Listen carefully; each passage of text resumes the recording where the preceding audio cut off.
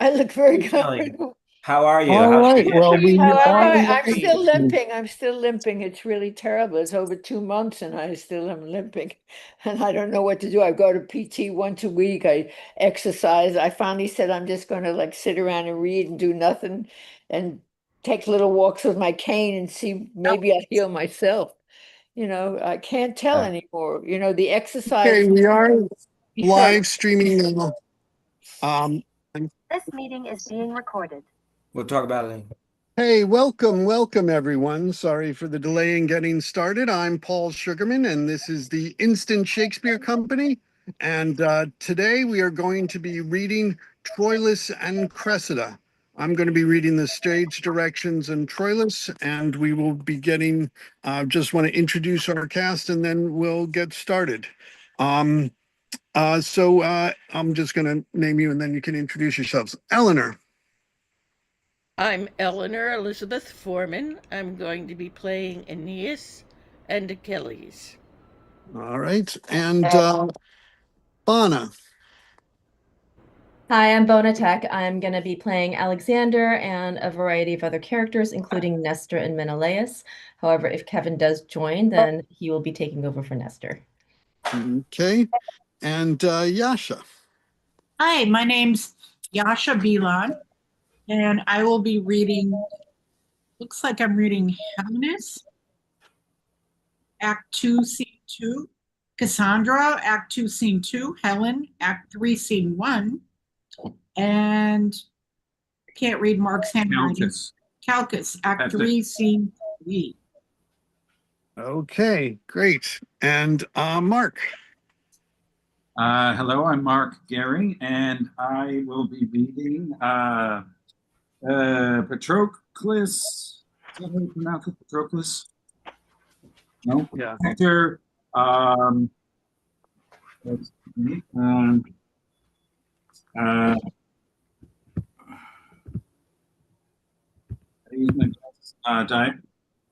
Diophobus and Diomedes' servant, which is a real gas.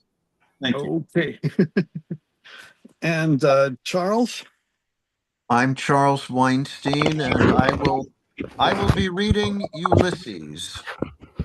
Okay. And Garrett. I'm Garrett Quayle, and I'm reading Cressida. All right. And Kitty. You're muted right now, Kitty.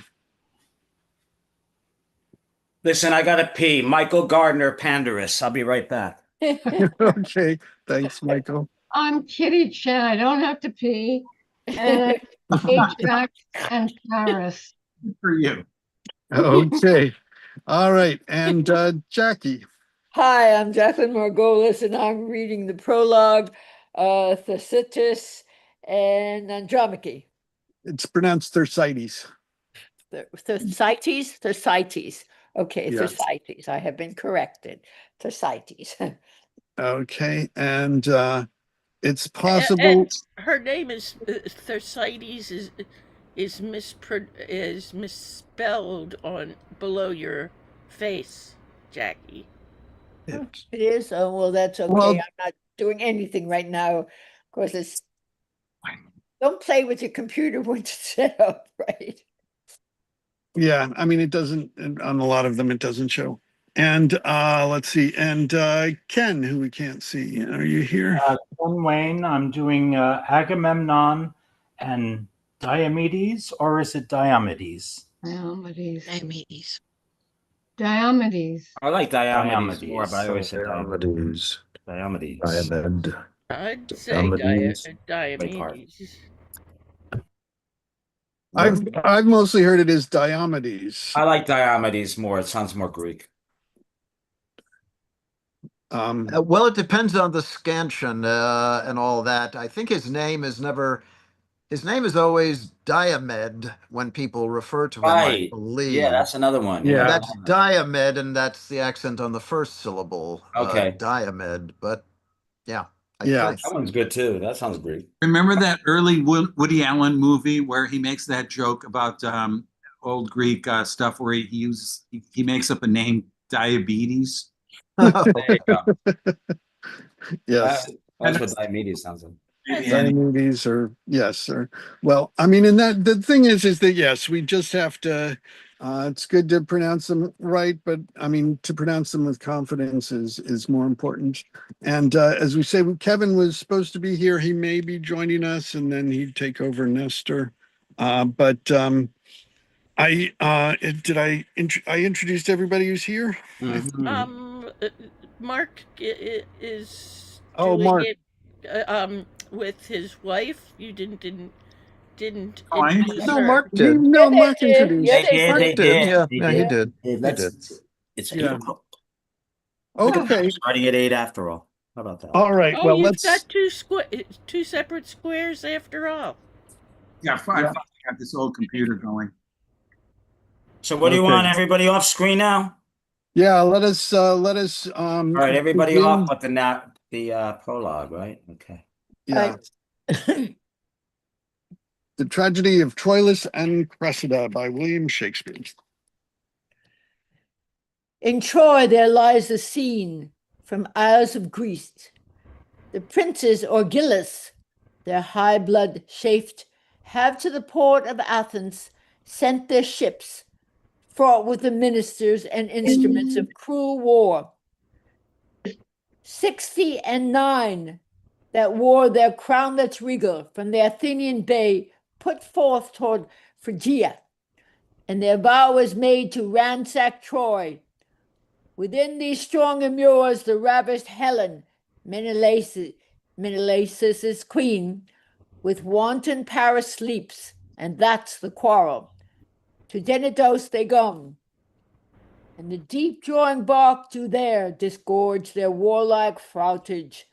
Now on Dondon plains, the fresh and yet unbruised Greeks do pitch their brave pavilions.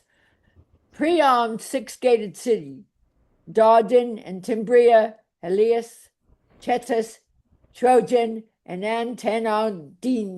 Antenonidas, with massive staples and correspondent and fulfilling both, stir up the sons of Troy.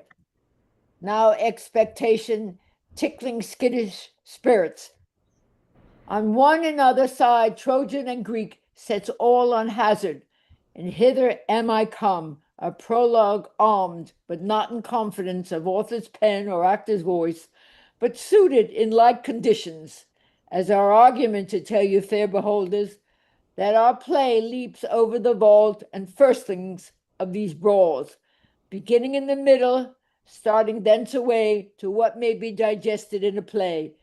Like or find fault, do as your pleasures are, now good or bad, 'tis but the chance of war. Actus prima sine prima. Enter Pandarus and Troilus. Call here my varlet. I'll unarm again. Why should I war without the walls of Troy that find such cruel battle here within? Each Trojan that is master of his heart, let him to field. Troilus, alas, hath none. Will this gear ne'er be mended? The Greeks are strong and skillful to their strength, fierce to their skill, and to their fierceness valiant. But I am weaker than a woman's tear, tamer than sleep, fonder than ignorance, less valiant than the virgin in the night, and skillless as unpracticed infancy. Well, I have told you enough of this. For my part, I'll not meddle nor make no farther. He that will have a cake out of the wheat must needs tarry the grinding. Have I not tarried? Aye, the grinding, but you must tarry the bolting. Have I not tarried? Aye, the bolting, but you must tarry the leavening. Still have I tarried. Aye, to the leavening, but here's yet in the word hereafter, the kneading, the making of the cake, the heating of the oven, and the baking. Nay, you must stay the cooling too, or your chance may burn your lips. Patience herself, what goddess e'er she be, doth lesser blench at sufferance than I do. At Priam's royal table do I sit, and when fair Cressida comes into my thoughts, so, traitor, then she comes when she is thence. Well, she looked yesternight fairer than ever I saw her look, or any woman else. I was about to tell thee, when my heart, as wedged with a sigh, would rive and train, lest Hector or my father should perceive me. I have, as when the sun doth light a scorn, buried this sigh in a wrinkle of a smile. But sorrow that is couched in seeming gladness is like that mirth. Fate turns to sudden sadness. If her hair were not somewhat darker than Helen's, well, go to. There were no more comparison between the women. But for my part, she is my kinswoman. I would not, as they term, praise it, but I would somebody had heard her talk yesterday as I did. I will not dispraise your sister Cassandra's wit, but she... Oh, Pandarus, I tell thee, Pandarus, when I do tell thee, there my hopes lie drowned. Reply not in how many fathoms deep they lie endrenched. I tell thee, I am mad in Cressida's love.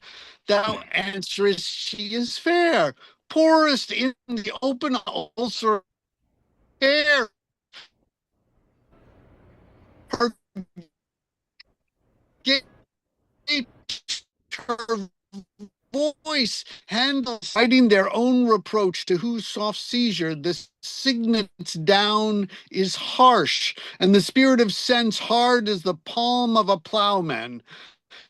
This thou tellest me, as true thou tellest me when I say I love her, but saying thus, instead of oil and balm, thou layest in every gash that love hath given me the knife that made I it. speak no more than truth.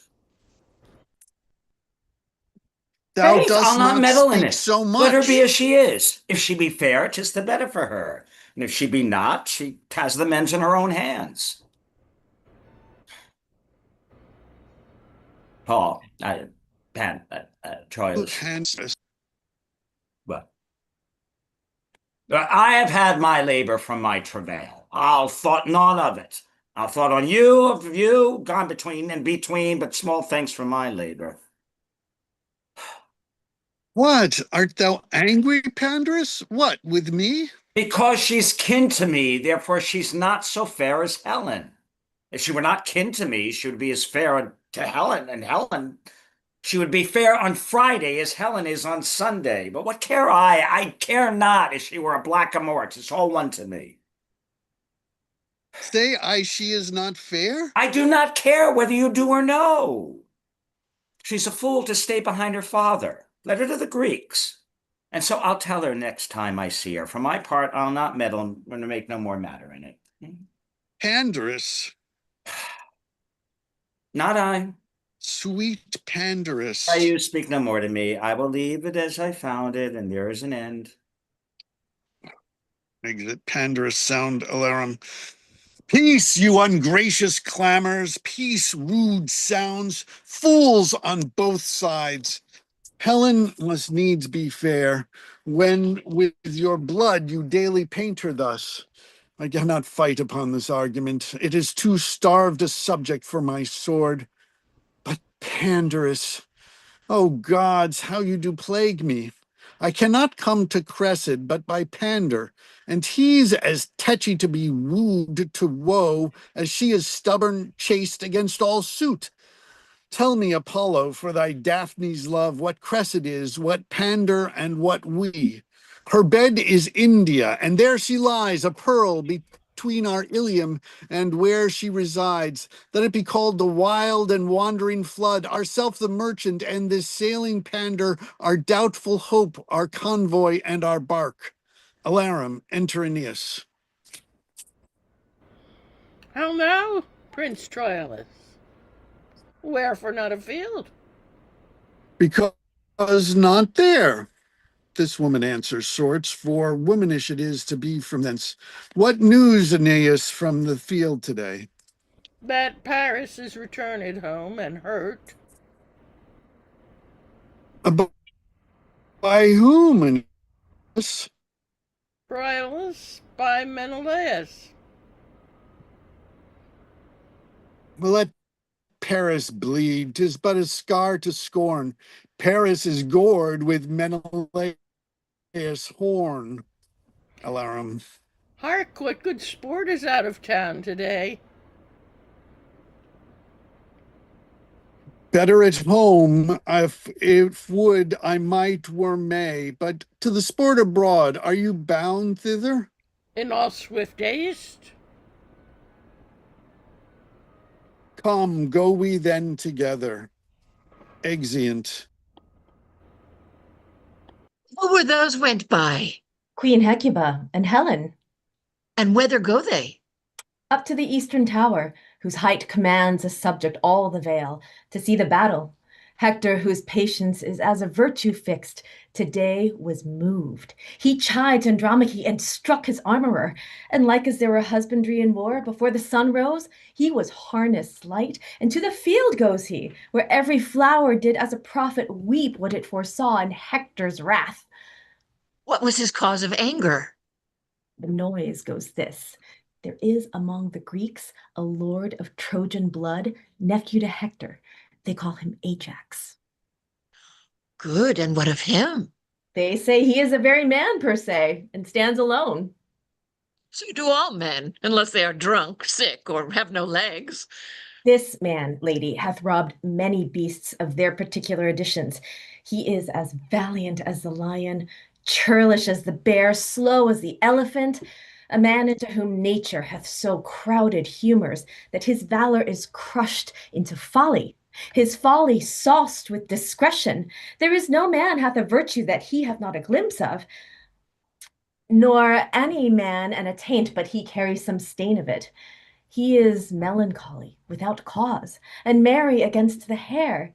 He hath the joints of everything, but everything so out of joint that he is a gouty Briareus, many hands and no use, or purblinded Argus, all eyes and no sight. But how should this man that makes me smile make Hector angry? They say he yesterday coped Hector in the battle and struck him down. The disdain and shame whereof hath ever since kept Hector fasting and waking. Enter Pandarus. Who comes here? Madam, your uncle Pandarus. Hector's a gallant man. As may be in the world, lady. What's that? What's that? Good morrow, Uncle Pandarus. Good morrow, cousin Cressida. What do you talk of? What do you talk of? Good morrow, Alexander. How do you, cousin? When were you at Ilium? This morning, uncle. What were you talking of when I came? Was Hector armed, gone, ere yet came to Ilium?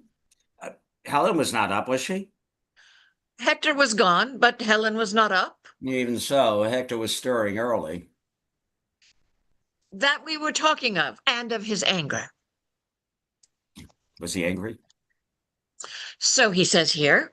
True he was so. I know the cause, too. He'll lay about him today, I can tell him that. And there's Troilus will not come far behind him. Let them take heed of Troilus, I can tell them that, too. What, is he angry too? Who, Troilus? Troilus is the better man of the two. Oh, Jupiter, there's no comparison.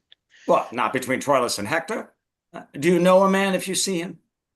I, if ever I saw him before and knew him. Well, I say Troilus is Troilus. Then you say as I say, for I am sure he is not Hector. No, not Hector. It's not Troilus in some degrees.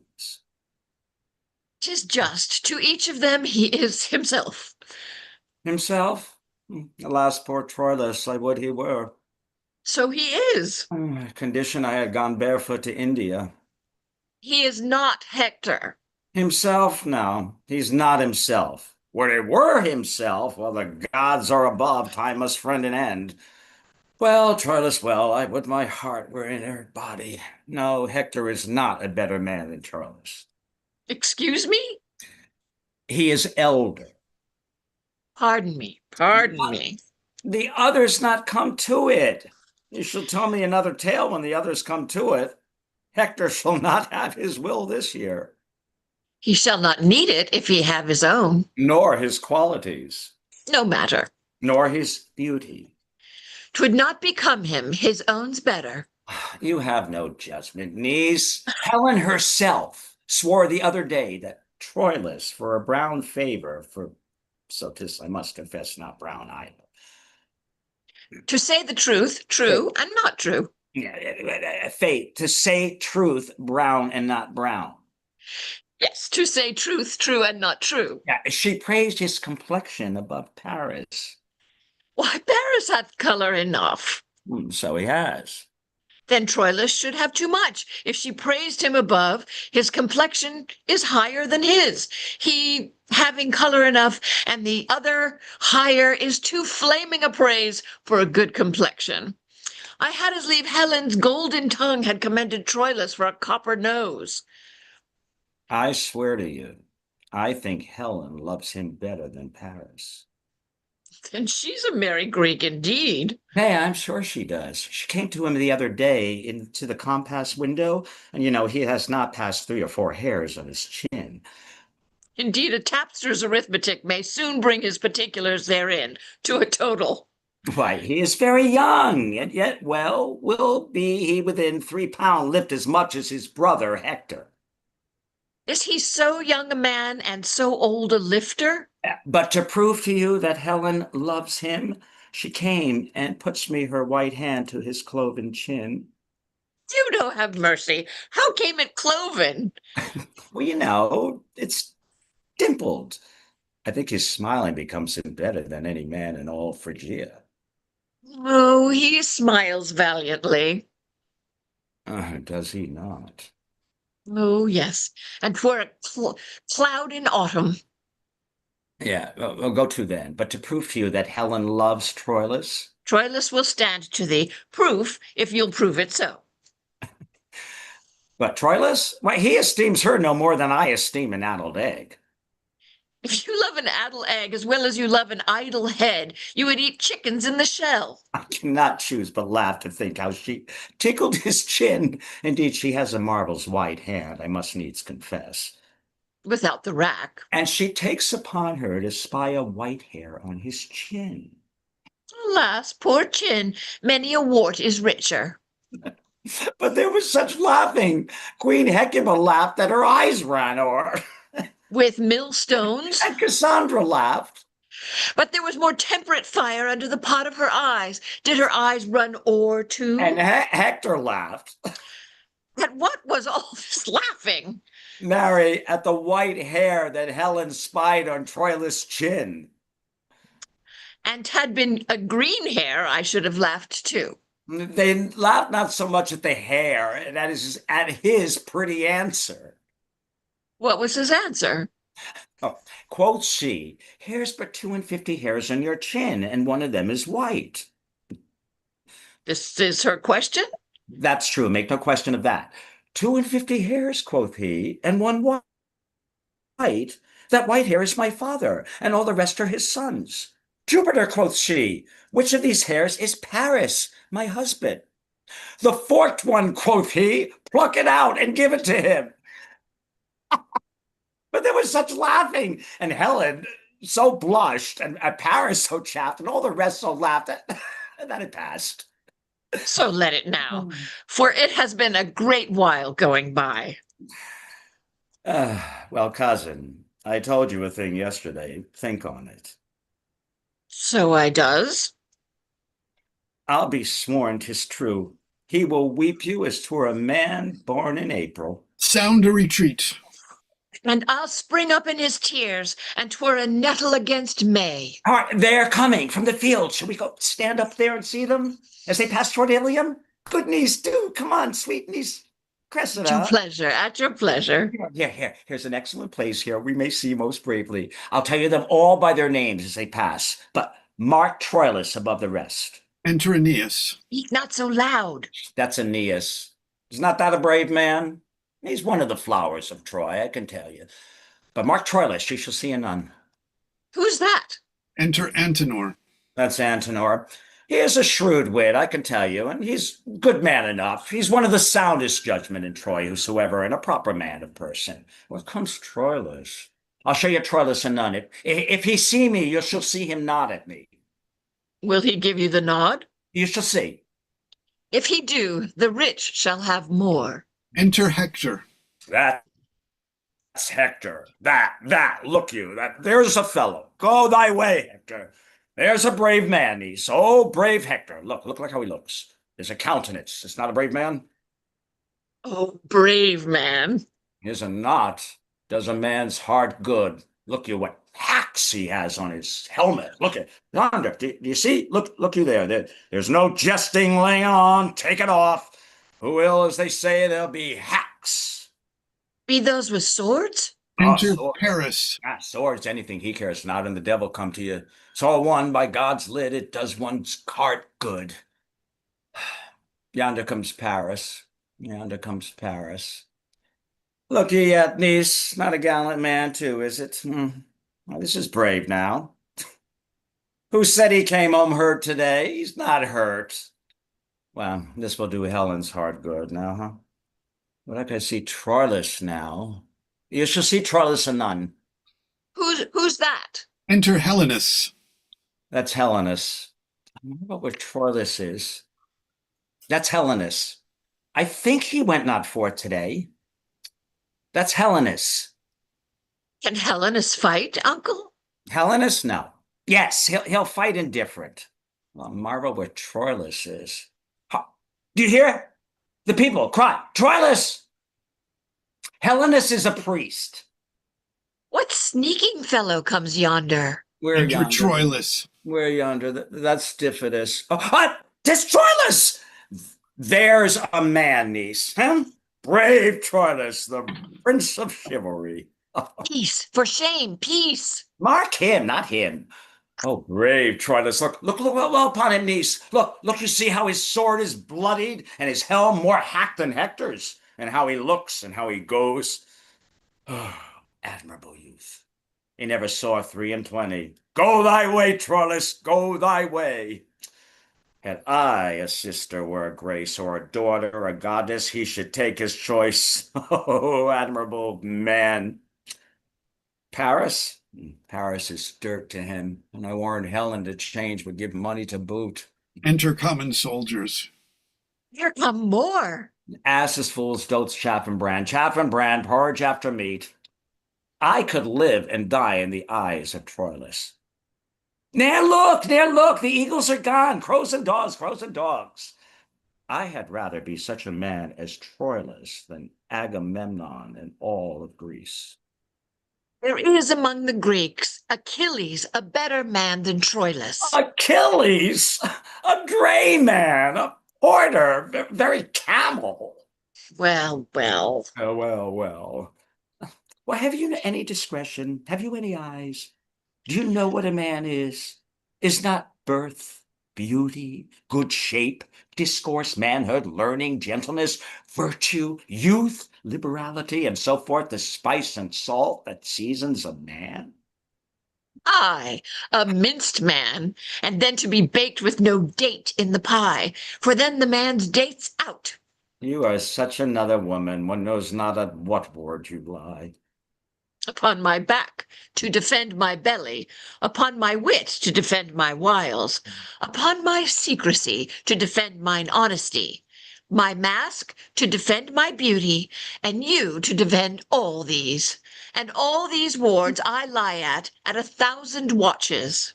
Say one of your watches. Nay, I'll watch you for that. And that's one of the chiefest of them too. If I cannot ward what I would not have hit, I can watch you for telling how I took the blow. Unless it's well past hiding, and then it's past watching. You are such another. Sir, my lord would instantly speak with you. Where? At your own house. Good boy, tell him I'll come. I doubt he be hurt. Fare you well, good niece. Adieu, uncle. I'll be with you, niece, by and by. To bring uncle. Aye, a token from Troilus. By the same token, you are a bawd. Exit Pembroke. Words, vows, gifts, tears, and love's full sacrifice he offers in another's enterprise. But more in Troilus, 1,000-fold I see, than in the glass of Pandar's praise may be. Yet I hold off. Women are angels wooing. Things won are done. Joy's soul lies in the doing.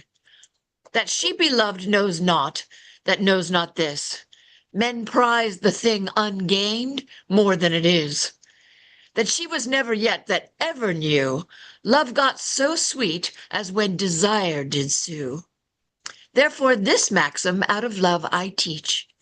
Achievement is command, ungained beseech. That though my heart's content's firm love doth bear, nothing of that shall from mine eyes appear. Exit. Senate, enter Agamemnon, Nestor, Ulysses, Diomedes, Menelaus, and with others. Princes, what grief hath set the jaundice on your cheeks? The ample proposition that hope makes in all designs begun on earth below fails in the promised largeness. Checks and disasters grow in the veins of actions highest reared as knots. By the conflux of meeting sap, infect the sound pine and divert his grain, tortive and errant from his course of growth. Nor, princes, is it matter new to us that we come short of our suppose so far that after 7 years' siege, yet Troy walls stand. Sith every action that hath gone before, whereof we have record, trial did draw bias and thwart, not answering the aim and that unbodied figure of the thoughts that gave it surmised shape. Why then, you princes, do you with cheeks abashed behold our works and call them shames?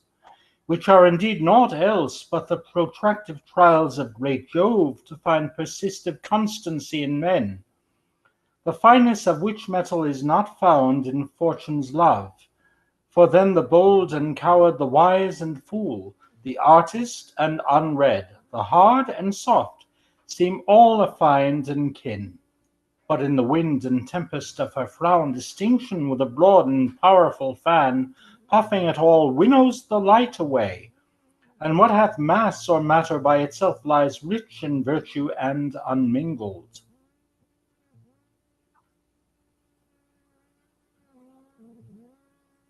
I thought we had Kevin, but he seems to have gone. Bana, if you could read that for now. Okay.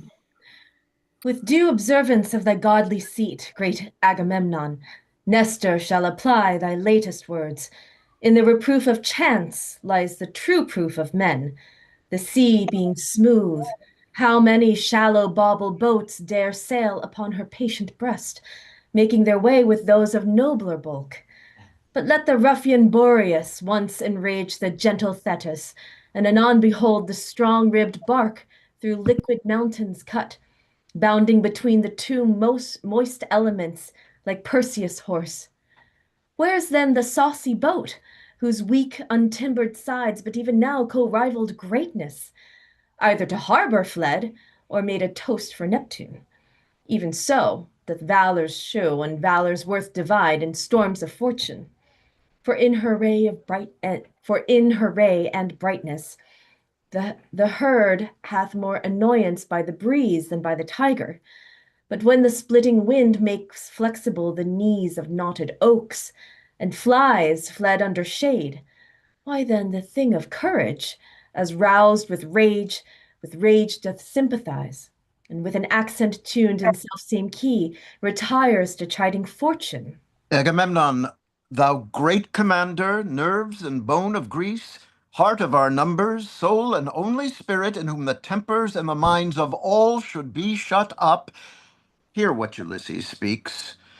Besides the applause and approbation, the which, most mighty for thy place and sway, and thou most reverend for thy stretched out life, I give to both your speeches, which were such as Agamemnon in the hand of Greece should hold up high in brass, and such again as venerable Nestor, hatched in silver, should, with a bond of air, strong as the axle tree on which heaven rides, knit all the Greekish ears to his experienced tongue. Yet let it please both, thou great and wise, to hear Ulysses speak. Speak, Prince of Ithaca, and be it of less expect that matter needless, of importless burden, divide thy lips, than we are confident, when rank Thersites opes his mastic jaws, we shall hear music, wit, and oracle. Troy, yet upon his basis, had been down, and the great Hector's sword had lacked a master, but for these instances. The specialty of rule hath been neglected. And look how many Grecian tents do stand hollow upon this plain, so many hollow factions. When that the general is not like the hive to whom the foragers shall all repair, what honey is expected? Degree being vizarded, the unworthiest shows as fairly in the mask. The heavens themselves, the planets, and this center observe degree, priority and place, insisture, course, proportion, season, form, office, and custom in all line of order. And therefore is the glorious planet's soul in noble eminence enthroned and sphered amidst the other, whose medicinable eye corrects the influence of evil planets, and posts like the commandment of a king stands check to good and bad. But when the planets in evil mixture to disorder wander, what plagues and what portents, what mutiny, what raging of the sea, shaking of earth, commotion in the winds, frights, changes, horrors, divert and crack, rend and deracinate the unity and married calm of states quite from their fixture. When degree is shaked, which is the ladder of all high designs, the enterprise is sick. How could communities, degrees in schools and brotherhoods in cities, peaceful commerce from dividable shores, the primogeneity and due of birth, prerogative of age, crown, scepters, laurels, but by degree stand in authentic place? Take but degree away, untune that strength, and hark what discord follows. Each thing meets in mere repugnancy. The bounded waters should lift their bosoms higher than the shores and make a sop of all this solid globe. Strength should be lord of imbecility, and the rude son should strike his father dead. Force should be right, or rather right and wrong, between whose endless jar justice resides, should lose their names, and so should justice too. Then everything includes itself in power, power into will, will into appetite. And appetite, an universal wolf, so doubly seconded with will and power, must make perforce an universal prey, and last eat up himself. Great Agamemnon! This chaos, when degree is suffocate, follows the choking. And this neglection of degree it is, that by a pace goes backward with a purpose it hath to climb. The generals disdained by him one step below, he by the next, that next by him beneath. So every step exampled by the first pace that is sick of his superior grows to an envious fever of pale and bloodless emulation. And 'tis this fever that keeps Troy on foot, not her own sinews. To end a tale of length, Troy in our weakness stands, not in her strength. Most wisely hath Ulysses here discovered the fever, whereof all our power is sick. The nature of the sickness found, Ulysses, what is the remedy? The great Achilles, whom opinion crowns the sinew and the forehand of our host, having his ear full of his airy fame, grows dainty of his worth, and in his tent lies mocking our designs. With him Patroclus upon a lazy bed the livelong day breaks scurril jests, and with ridiculous and silly action, which, slanderer, he imitation calls, he pageants us. Sometime, great Agamemnon, thy topless deputation he puts on, and like a strutting player whose conceit lies in his hamstring, and to think it rich to hear the wooden dialogue and sound twixt his stretched footing and the scaffoldage, such to be pitied and o'er-rested seeming he acts thy greatness in. And when he speaks, 'tis like a chime amending, with terms unsquared, which from the tongue of roaring Typhon dropped would seem hyperboles. This fusty stuff, the large Achilles, on his pressed bed lolling, from his deep chest laughs out a loud applause, cries, "Excellent! 'Tis Agamemnon right! Ooh, now play me Nestor, hem and stroke thy beard, as he being dressed to some oration." That's done, as near as the extremest ends of parallels, as like as Vulcan and his wife, yet God Achilles still cries, "Excellent! 'Tis Nestor right! Now play him me, Patroclus, arming to answer in a night alarm." And then, forsooth, the faint effects of age must be the scene of mirth. To cough and spit, and with a palsy fumbling on his gorgets, shake in and out the rivet. And at this sport, Sir Valor dies, cries, "Ow, enough, Patroclus, or give me ribs of steel. I shall split all in pleasure of my spleen." And in this fashion, all our abilities, gifts, natures, shapes, severals and generals of grace exact, achievements, plots, orders, preventions, excitements to the field or speech for truce, success or loss, what is or is not, serves as stuff for these two to make paradoxes. And in the imitation of these twain, who, as Ulysses says, opinion crowns with an imperial voice, many are infect. Ajax is grown self-willed and bears his head in such a reign, in full as proud a place as broad Achilles, and keeps his tent like him, makes factious feasts, rails on our state of war, bold as an oracle, and sets Thersites as slave, whose gall coins slanders like a mint, to match us in comparisons with dirt, to weaken and discredit our exposure, how rank soever rounded and with danger.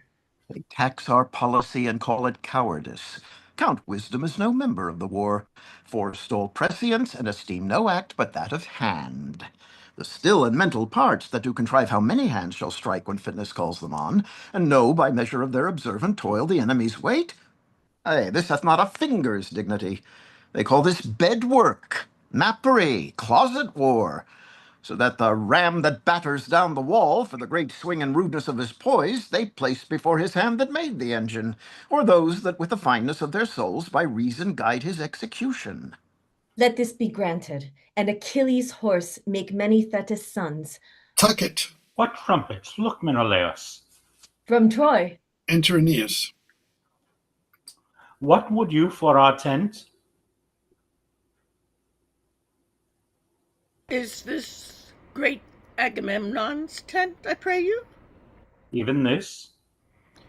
May one that is a herald and a prince do a fair message to his kingly ears?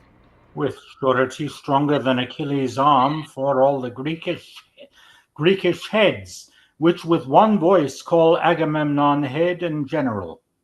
Fair leave and large security. How may a stranger to those most imperial looks know them from eyes of other mortals? How? I ask that I may waken reverence, and on the cheek be ready with a blush modest as morning, when she coldly eyes the youthful Phoebus. Which is that god in office guiding men? Which is the high and mighty Agamemnon? This Troyan scorns us, or the men of Troy are ceremonious courtiers. Courtiers as free, as debonair, unarmed, as bending angels, that's their fame in peace.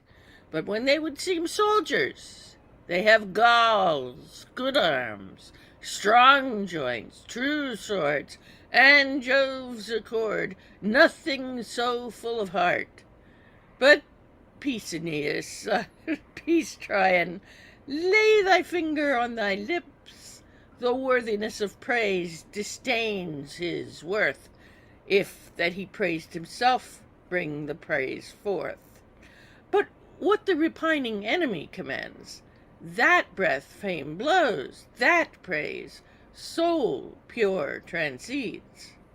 Sir, you of Troy, call you yourself Aeneas? I greet that is my name. What's your affair, I pray you? Sir, pardon, 'tis for Agamemnon's ears. He hears naught privately that comes from Troy. Nor I from Troy come not to whisper him. I bring a trumpet to awake his ear, to set his sense on the attentive bent, and then to speak. Speak frankly as the wind. It is not Agamemnon's sleeping hour. That thou shalt know, Tryon, he is awake. He tells thee so himself.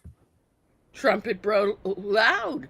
Send thy brass voice through all these lazy tents, and every Greek of mettle, let him know what Troy means fairly, shall be spoke aloud. The trumpets sound. We have, great Agamemnon, here in Troy, a prince called Hector, Priamus's father, who in this dull and long-continued truce is grown rusty.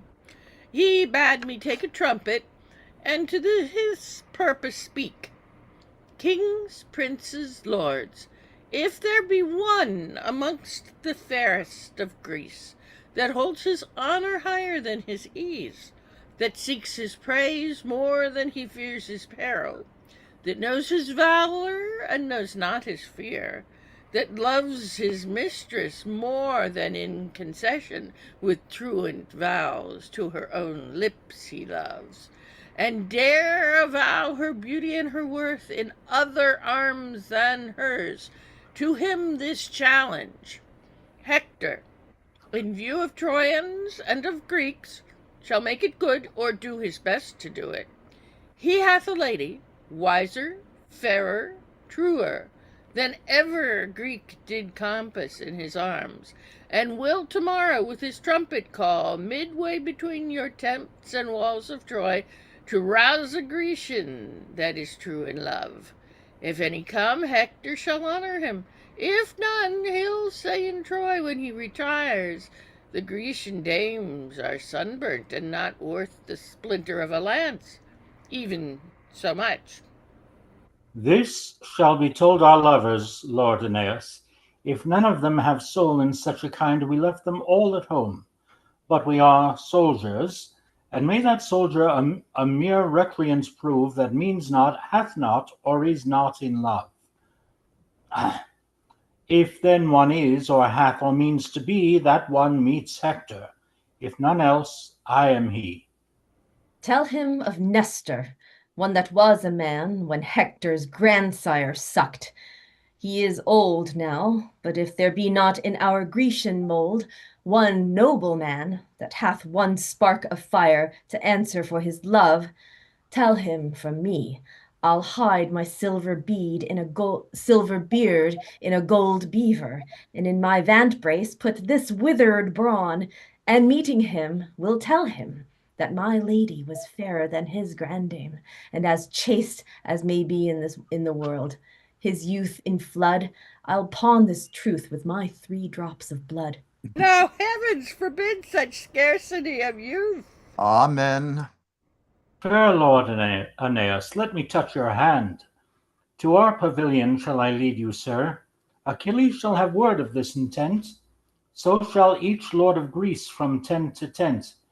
Yourself shall feast with us before you go, and find the welcome of a noble foe.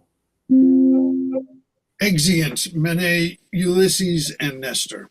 Nestor, What says Ulysses?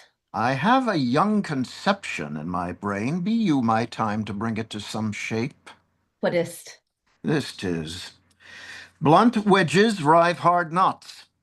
The seeded pride that hath to this maturity blown up in rank Achilles must or now be cropped, or shedding breed a nursery of like evil to overbulk us all. Well, and how? This challenge that the gallant Hector sends, however it is spread in general name, relates in purpose only to Achilles. The purpose is perspicuous even as substance, whose grossness little characters sum up, and in the publication make no strain, but that Achilles, were his brain as barren as banks of Libya, though Apollo knows 'tis dry enough, will with great speed of judgment, aye, with celerity, find Hector's purpose pointing on him. And wake him to the answer, think you? Yes, 'tis most meet. Who may you else suppose that can from Hector bring his honour off, if not Achilles? Thought be a sportful combat, yet in this trial much opinion dwells.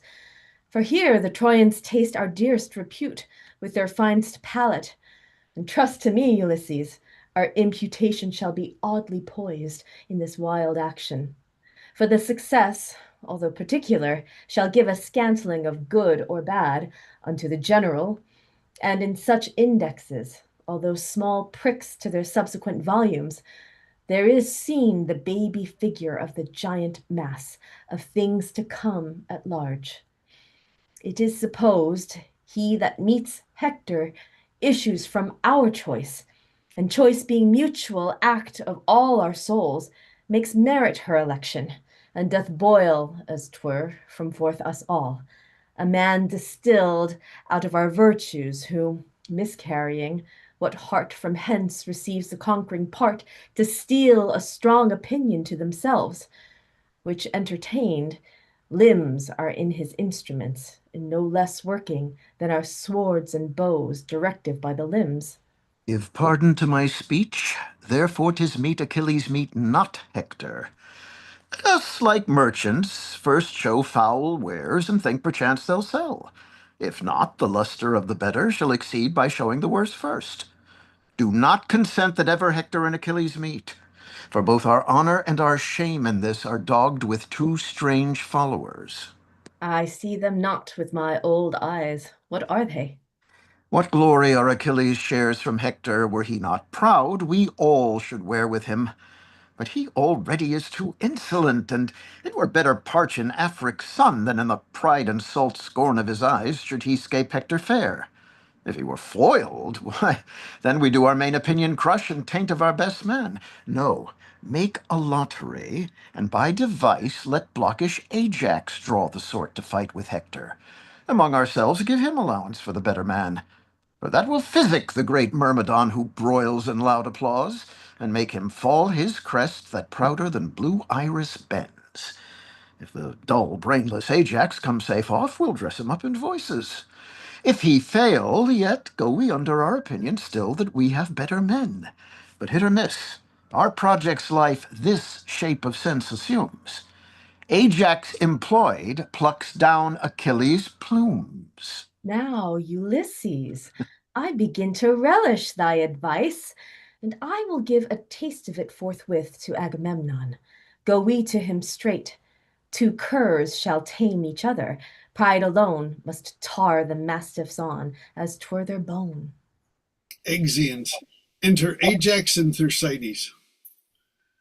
Thersites, Agamemnon, how if he had boils all over generally? Thersites, And these boils did run. Say so. Did not the general run? Were not that a bocce corps? dog, Then there would come some matter from him. I see none now.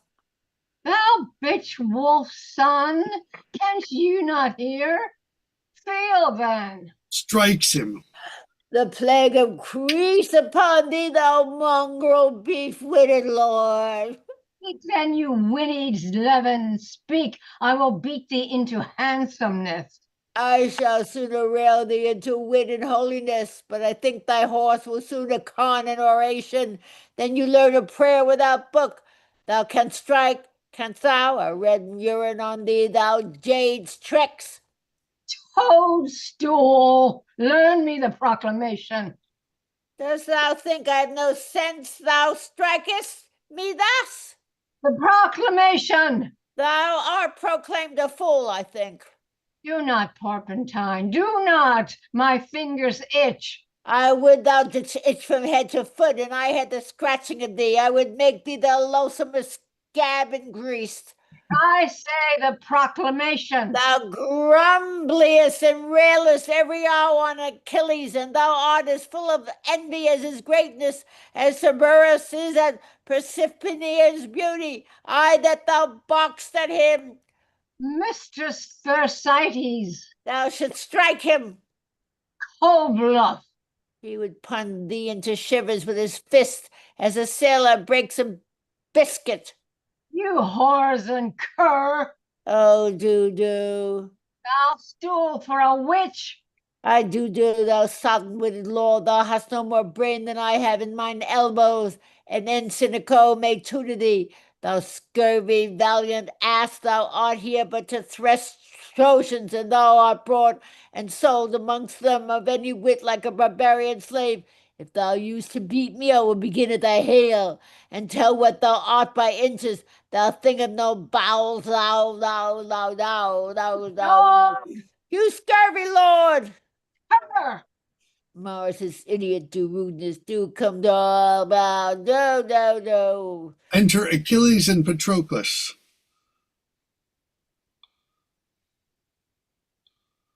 Why? How now, Ajax, wherefore do you this? How now, Thersites, what's the matter, man? You see him there, do you? Aye, what's the matter? Nay, look upon him. So I do. What's the matter? Nay, but regard him well. Well, why I do so. Oh, but yet you look not well upon him, for whosoever you take him to be, he is Ajax. I know that, fool. Aye, but that fool knows not himself. Therefore I beat thee. Lo, what modicums of witty utters! His invasions have ears thus long. I have bobbed his brain more than he has beat my bones. I will buy 9 sparrows for a penny, and his piat mater is not worth the 9th part of a sparrow. This Lord Achilles, Ajax, who wears his wit in his belly and his guts in his head, I'll tell you what I say of him. What? I say this Ajax Nay, good Ajax. has not so much wit Nay, I must hold you. as will stop the eye of Helen's needle, for whom he comes to fight. Peace, fool. I would have peace and quietness, but the fool will not. He there, that he, look you there. Oh, thou damned cur, I shall. Will you set your wit to a fool's? to a fool? No, I warrant you, for fools will shame it. Good words, Thersites. What's the quarrel? I bade thee, vile owl, go learn me the tenure of the proclamation, and he rails upon me. I serve thee not. Well, go to. I serve thee voluntarily. Your last Thou last servants was This is suffered. 'Twas not voluntary. No man is beaten voluntary. Ajax was here the voluntary, and you as under an impress. Even so, a great deal of your wit too lies in your sinews, or else there be liars. Hector shall have a great catch if you knock out either of your brains. He wears a good crack of fusty nut with no kernel. What with me to Thersites? There's Ulysses and old Nestor, whose wit was moldy ere their grandsires had nails on their toes, yoke you like draft oxen and make you plow up the war. What? Yes, good sooth to Achilles, to Ajax, to... I shall cut out your tongue. 'Tis no matter, I shall speak as much as thou afterwards. No more words, Thersites. I will hold my peace when Achilles' brooch bids me. Shall I? There's for you, Patroclus. I would see you hang like clock poles ere I come any more to your tents. I would keep where there is wit stirring and leave the faction of fools. A good riddance. Marry, this, sir, is proclaimed through all our hosts that Hector, by the 5th hour of the sun, will with a trumpet twixt our tents and Troy tomorrow morning call some knights to arms that hath a stomach, and such a one that dare maintain I know not what. 'Tis trash. Farewell. Farewell? Who shall answer him? I know not. 'Tis put to lottery, otherwise he knew his man. Oh, meaning you. I will go learn more of it. Exit. Enter Priam, Hector, Troilus, Paris, and Helenus. After so many hours, lives, speeches spent, thus once again says Nestor from the Greeks, deliver Helen and all damage else, as honor, loss of time, travail, expense, wounds, friends, and what else dear that is consumed in hot digestion of this cormorant war, shall be struck off. Hector, what say you to it? Though no man lesser fears the Greeks than I, as far as touches my particular, yet, dread Priam, there is no lady of more softer bowels, more spongy to suck in the sense of fear, more ready to cry out, who knows more.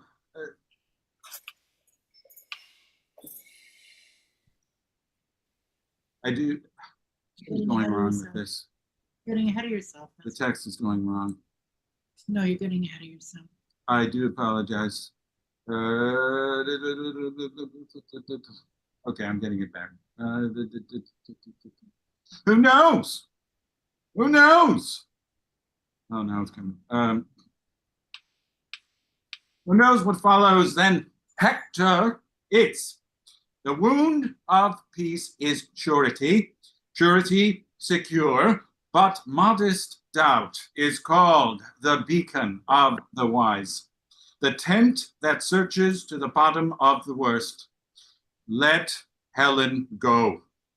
Since the first sword was drawn about this question, every tithe soul mongst the many thousand dimes hath been as dear as Helen.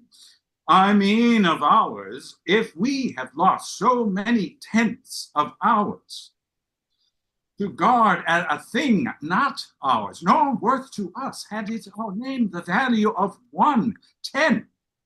What merits in that reason which denies the yielding of her up? Fie, fie, my brother.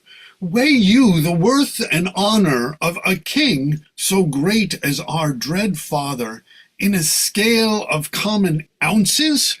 Will you with a counter sum the past proportion of his infinite, and buckle in a waist most fathomless with spans and inches so diminutive as fears and reasons?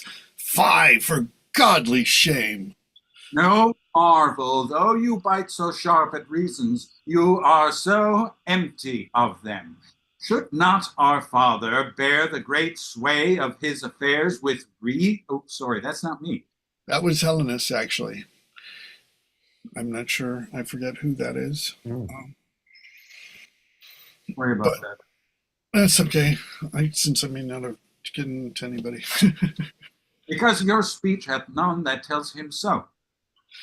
You are for dreams and slumbers, brother priest. You fur your gloves with reason. Here are your reasons. You know an enemy intends you harm. You know a sword employed is perilous, and reason flies the object of all harm. Who marvels then when Helenus beholds a Grecian and his sword, if he do set the very wings of reason to his heels, or like a star disorbed? Nay, if we talk of reason and fly like chidden Mercury from Jove, let's shut our gates and sleep. Manhood and honor should have hard hearts. Would they but fat their thoughts with this crammed reason. Reason and respect makes livers pale and lustihood deject. Brother, she is not worth what she doth cost the holding. What's aught but as 'tis valued? But value dwells not in particular will. It holds his estimate and dignity as well, wherein 'tis precious of itself, as in the prizer. 'Tis made idolatry to make the service greater than the god, and the will dotes that is inclinable to what infectiously itself affects, without some image of the affected merit. I take today a wife, and my election is led on the conduct of my will. My will, enkindled by mine eyes and ears, two traded pilots twixt the dangerous shores of will and judgment. How may I avoid, although my will distaste what it elected, the wife I choose? There can be no evasion to blench from this, and to stand firm by honor, we turn not back the silks upon the merchant when we have spoiled them, nor the remainder viands we do not throw in unresponsive same because we now are full. It was thought meet Paris should do some vengeance on the Greeks. Your breath of full consent bellied his sails. The seas and winds, old wranglers, took a truce and did him service. He touched the ports desired, and for an old aunt whom the Greeks held captive, he brought a Grecian queen, whose youth and freshness wrinkles Apollo's and makes stale the morning. Will we keep her?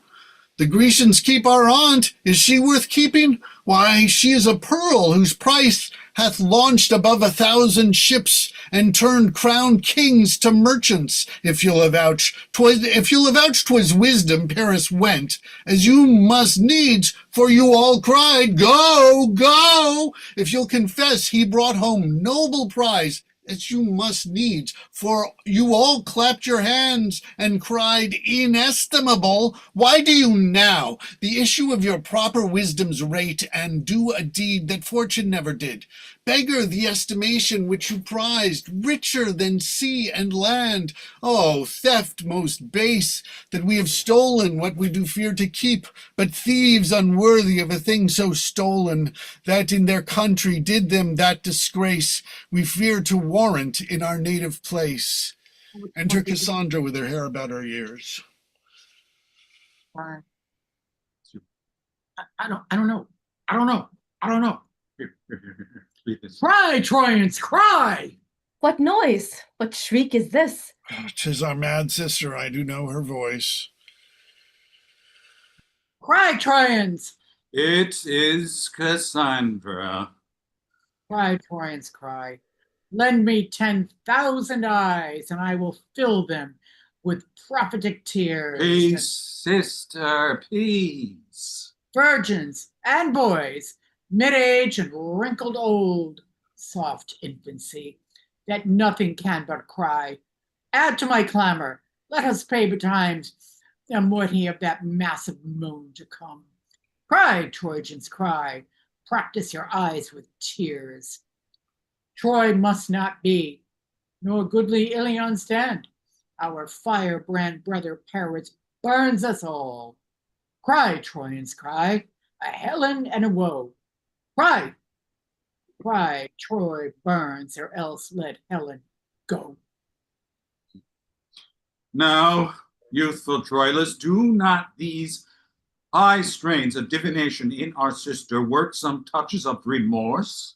Or is your blood so madly hot that no discourse of reason, no fear of bad success did a cause?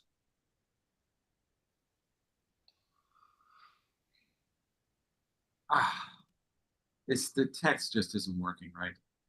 It's going. It's just going the wrong direction. I'm really sorry. It happens. It's okay. Don't worry about it. But just start it from the beginning. No fear of success in a bad cause. Yeah. Yeah. Okay. It's coming back now. Okay.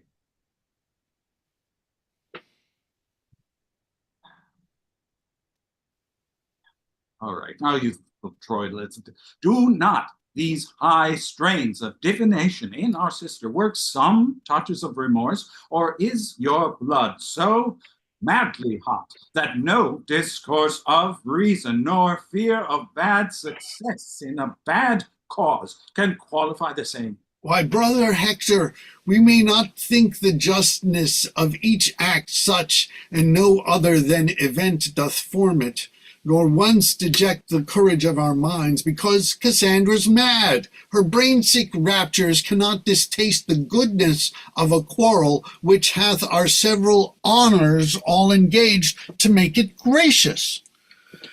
For my private part, I am no more touched than all Priam's sons, and Jove forbid there should be done amongst us such things as might offend the weakest spleen to fight for and maintain. That's Paris. Kitty, that's you. I'm not in this scene. Yes, you are. As Paris, you are. I'm convinced of levity, as well my undertakings as your counsels. But I attest the gods your full consent gave wings to my propension and cut off all fears attending on so dire a project. For what, alas, can these my single arms? What propugnation is in one man's valor to stand the push and enmity of those this quarrel would excite? Yet I protest, were I alone to pass the difficulties and had as ample power as I will have, Paris should ne'er retract what he hath done, nor faint in the pursuit. Paris, you speak like one besotted on your sweet delights. You have the honey still, but these the gall. So to be valiant is no praise at all. Sir, I propose not merely to myself the pleasure such a beauty brings with it, but I would have the soil of her fair rape wiped off in honorable keeping her. What treason were it to the ransacked queen, disgrace to your great worth, and shame to me now to deliver her possession up on terms of base compulsion? Can it be that so degenerate a strain as this should once set footing in your generous bosoms? There's not the meanest spirit on our party without a heart to dare or sword to draw when Helen is defended, nor none so noble whose life were ill bestowed or death unfamed where Helen is the subject.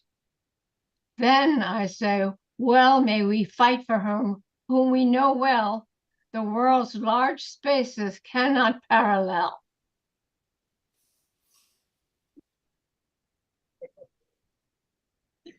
Hector?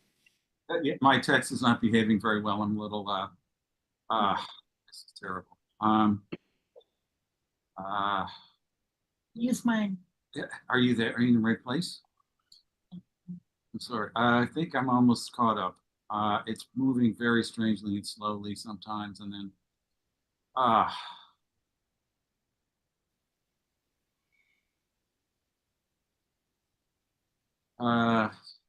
somebody else can say it if they want. I mean, I think I'm almost there. Yes, here it is. Okay. Paris and Troilus, you have both said well. And on the cause and question now in hand, they have glozed, but superficially, not much unlike young men, whom Aristotle thought unfit to hear moral philosophy. The reasons you alleged do more conduce to the hot passion of distempered red blood than to make up a free determination twixt right and wrong. For pleasure and revenge have ears more deaf than adders to the voice of any true decision. Nature craves all dues to be rendered to their owners. Now, what nearer depth in all humanity,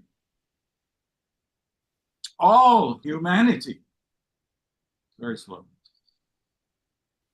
What nearer depth in all humanity than wife is to the husband? If this law of nature be corrupted through affection, and that great minds of partial indulgence to their benumbed wills resist the same, there is a law in each well-ordered nation to curb those raging appetites that are most disobedient and refractory. If Helen then be wife to Sparta's king, as it is known she is, these moral laws of nature and of nation speak aloud to have her back returned. Thus to persist in doing wrong extenuates not wrong, but makes it much more heavy. Hector's opinion is this in way of truth. Yet nevertheless, my sprightly brethren, I propend to you in resolution to keep Helen still, for 'tis a cause that hath no mean dependence upon our joint and several dignities. Why? There you touch the life of our design. Were it not glory that we more affected than the performance of our heaving spleens, I would not wish a drop of Trojan blood spent more in her defense. But worthy Hector, she is a theme of honor and renown, a spur to valiant and magnanimous deeds, whose present courage may beat down our foes, and fame in time to come canonize us. For I presume brave Hector would not lose so rich advantage of a promised glory as smiles upon the forehead of this action for the wide world's revenue. Fine Jones, you, valiant offspring of great Priamus, I have a roisting challenge set amongst the dull and factious nobles of the Greeks. will strike amazement to their drowsy spirits. I was advertised that their great general slept, whilst emulation in the army crept. This, I presume, will wake him. Exeunt. Enter Thersites Solus. How now, Thersites, what loss in the labyrinth of thy fury? Shall the elephant Ajax carry it thus? He beats me, and I rail at him. Oh, worthy satisfaction! Would it were otherwise, that I could beat him, whilst he railed at me. Oh, it's a foolish life. I'll learn to conjure and raise devils, but I'll see some issue of my spiteful execrations. Then there's Achilles, a rare engineer. If Troy be not taken till these two undermine it, the walls will stand till they fall of themselves. O thou great thunder darter of Olympus, forget that thou art Jove, the king of gods, and Mercury. Lose all the serpentine craft of thy caducus, if thou take not that little less than little wit from them that they have, which short-armed ignorance itself knows, is so abundant scarce, it will not in circumvention deliver a fly from a spider without drawing the massy irons and cutting the web after this. The vengeance on the whole camp, or rather the bone ache, for that methinks is a curse dependent on those that war for a placket. I have said my prayers and divil. Envy, say amen. What ho, my lord Achilles? Enter Who's there? Patroclus. Who's there? Thersites, good Thersites, come in and rail. If I could have remembered a gilt counterfeit, thou wouldst not have slipped out of my contemplation, but it is no matter. Thyself upon thyself, the common curse of mankind, folly and ignorance be thine in great revenue. Heaven bless thee from a tutor, and discipline come not near thee. Let thy blood be thy direction till thy death. Then if she that lays thee out says thou art a fair course, I'll be sworn and sworn upon it she never shall shrouded any but lasers. Amen. Where's Achilles? What? Art thou devout? Wast thou in a prayer? Aye, the heavens hear me. Enter Achilles. Who's there? Thersites, my lord. Where art thou come? Why, my cheese, my digestion, why hast thou not served thyself into my table so many meals? Come, what's Agamemnon? I command Achilles. Then tell me, Patroclus, what's Achilles? Thy lord Thersites. Then tell me, I pray thee, what's thyself? Thy knower, Patroclus. Then tell me, Patroclus, what art thou? Thou mayest tell that knowest. Oh, tell. I'll decline the whole question. Agamemnon commands Achilles. Achilles is my lord. I am Patroclus, knower, and Patroclus is a fool. You rascal! Peace, fool, I have not done. He is a privileged man. Proceed, Thersites. Agamemnon is a fool. Achilles is a fool. Thersites is a fool, and as foresaid, Patroclus is a fool. Derive this? Come. Agamemnon is a fool to offer to command Achilles. Achilles is a fool to be commanded of Agamemnon. Thersites is a fool to serve such a fool, and Patroclus is a fool positive. Why am I a fool? Enter Agamemnon, Ulysses, Nestor, Diomedes, Ajax, and Calchas. Make that command to the Creator. It suffuses me, thou art. Look you who comes here. Patroclus, I'll speak with nobody. Come in with me, Thersites. Exit. Here is such patachary, such juggling, and such knavery. All the argument is a cuckold and a whore. Good quarrel to draw emulations, factions, and bleed to death upon. Now the dry superego on the subject, and war and lechery confound all. Where is Achilles? Within his tent, but ill-disposed, my lord. Let it be known to him that we are here. He sent our messengers, and we lay by our appertainments visiting of him. Let him be told so, lest perchance he think we dare not move the question of our place, or know not what we are. I shall say so to him. We saw him at the opening of his tent. He is not sick. Yes, I am sick, sick of proud heart. You may call it melancholy if you will favor the man, but by my head it is pride. But why?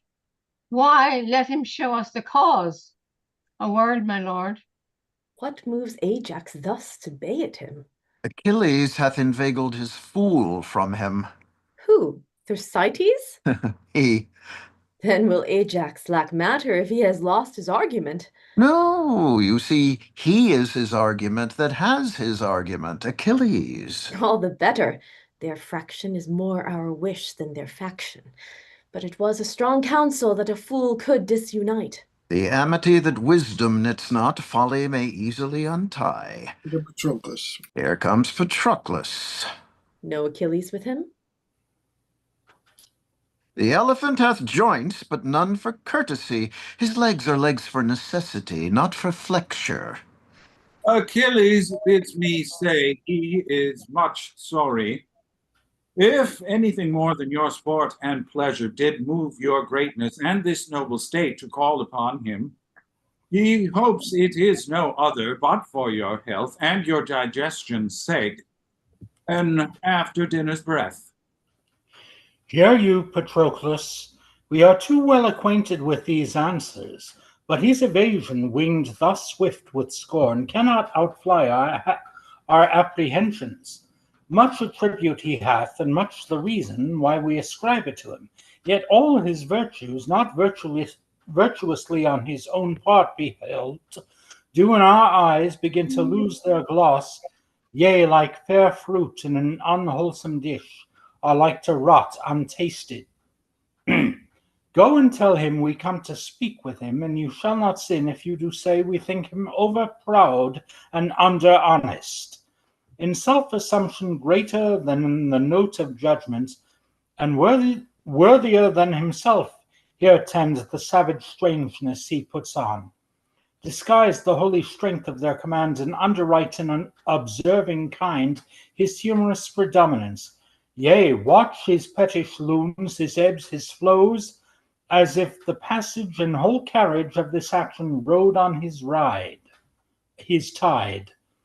Go tell him this, and add that if he overhold his price so much, will none of him, but let him like an engine not portable, lie under this report. Bring action hither, this cannot go to war. A stirring dwarf we do allowance give before a sleeping giant. Tell him so. I shall, and bring his answer presently. In second voice will not be satisfied. We come to speak with him. Ulysses, unto you. Exit Ulysses. What, is he more than another? No more than what he thinks he is. Is he so much? Do you not think he thinks himself a better man than I am? No question. Will you subscribe his thought and say he is?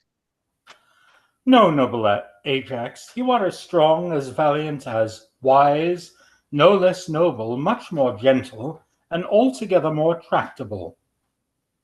Why should a man be proud? How doth pride grow? I know not what it is. Your mind is the clearer, Ajax, and your virtues the fairer. He that is proud eats up himself. Pride is his own glass, his own trumpet, his own chronicle. And whatever praises itself but in the deed, devours the deed in the praise. Enter Ulysses. I do hate a proud man, as I hate the engendering of toads. Yet he loves himself, is not strange. Achilles will not to the field tomorrow. What's his excuse? He doth rely on none, but carries on the stream of his dispose, without observance or respect of any, in will peculiar and in self-admission. Why will he not upon our fair request untent his person and share the air with us? Being small as nothing, for request's sake only he makes important. Possessed he is with greatness, and speaks not to himself, but with a pride that quarrels at self-breath. Imagined worth holds in his blood such swollen and hot discourse, that twixt his mental and his active parts kingdom'd Achilles in commotion rages, and batters down himself. What should I say? He is so plaguy proud that the death tokens of it cry no recovery. Let Ajax go to him. Dear lord, go you and greet him in his tent. 'Tis said he holds you well, and will be led at your request a little from himself. Oh, Agamemnon, let it not be so. We'll consecrate the steps that Ajax makes when they go from Achilles. Shall the proud lord that bastes his arrogance with his own seam, and never suffers matter of the world enter his thoughts, save such as doth revolve and ruminate himself, shall he be worshipped of that we hold an idol more than he? No! This thrice worthy and right valiant lord shall not so stale his palm nobly acquired, nor by my will subjugate his merit, as amply titled as Achilles is, by going to Achilles. That were to enlard his fat already pride, and add more coals to cancer when he burns with entertaining great Hyperion.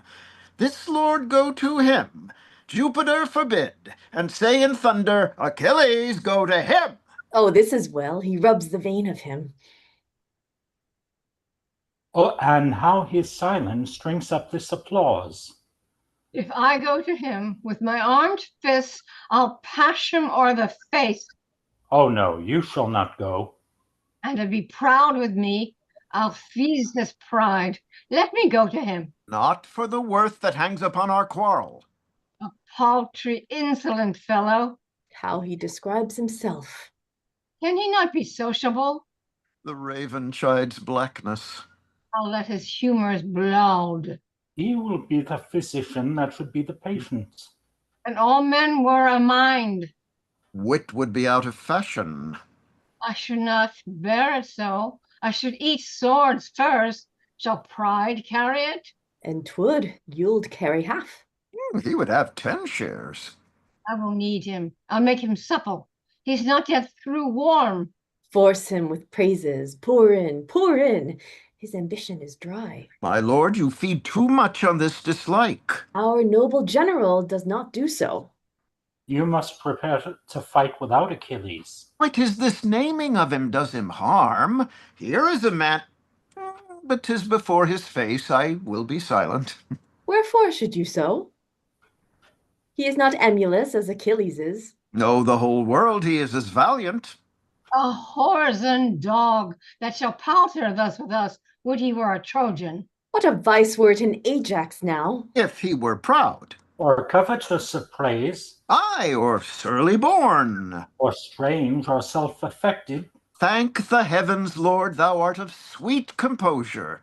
Praise him that gat thee, she that gave thee suck. Fame be thy tutor, and thy parts of nature thrice famed beyond all erudition. But he that disciplined thine arms to fight, oh, let Mars divide eternity in twain, and give him half. And for thy vigor, bull-bearing Milo his addition yield to sinewy Ajax. I will not praise thy wisdom, which, like a bourne, a pail, a shore, confines thy spacious and dilated parts. What, here's Nestor instructed by the antiquary times. He must, he cannot but be wise. But pardon, Father Nestor, were your days as green as Ajax, and your brain so tempered, you should not have the eminence of him, but be as Ajax. Shall I call you father? Aye, my good son. Be ruled by him, Lord Ajax. There is no tarrying here. The heart Achilles keeps thicket. Please it our great general to call together all his state of war. Fresh kings are come to Troy. Tomorrow we must with all our main of power stand fast. And here's the Lord. Come knights from east to west and cull their flower. Ajax shall cope the best. Go we to council, let Achilles sleep. Light boats sail swift, though greater hulks draw deep. Exeunt. Music sounds within. Enter Pandarus and a servant. And I'm going to be right there as I give you my first line. Oh, I just lost there. Friend, pray you a word. Do not you follow the young Lord Paris? Aye, sir, when he goes before me. You depend upon him, I mean. Sir, I do depend upon the Lord. You depend upon a noble gentleman. I must needs praise him. The Lord be praised. You know me, do you not? Faith, sir, superficially. Friend, know me better. I am the Lord Pandarus. I hope I shall know your honor better. I do desire it. You are in the state of grace? Grace? Not so, friend. Honor and lordship are my title. What music is this? I do but partly know, sir. It is music in parts. Know you the musicians? Wholly, sir. Who play they to? To the hearers, sir. At whose pleasure, friend? At mine, sir. And theirs that love music. Command, I mean, friend. Who shall I command, sir? Friend, we understand not one another. I am too courtly and thou art too cunning. Whose requests do these men play? That's to it indeed, sir. Marry, sir, at the request of Paris, my lord, who's there in person. With him the mortal Venus, the heart-blood of beauty, love's invisible soul. Who? My cousin Cressida? No, sir, Helen. Could you not find out that by her attributes? It should seem to follow that thou hast not seen the lady Cressida. I come to speak with Paris from the Prince Troilus.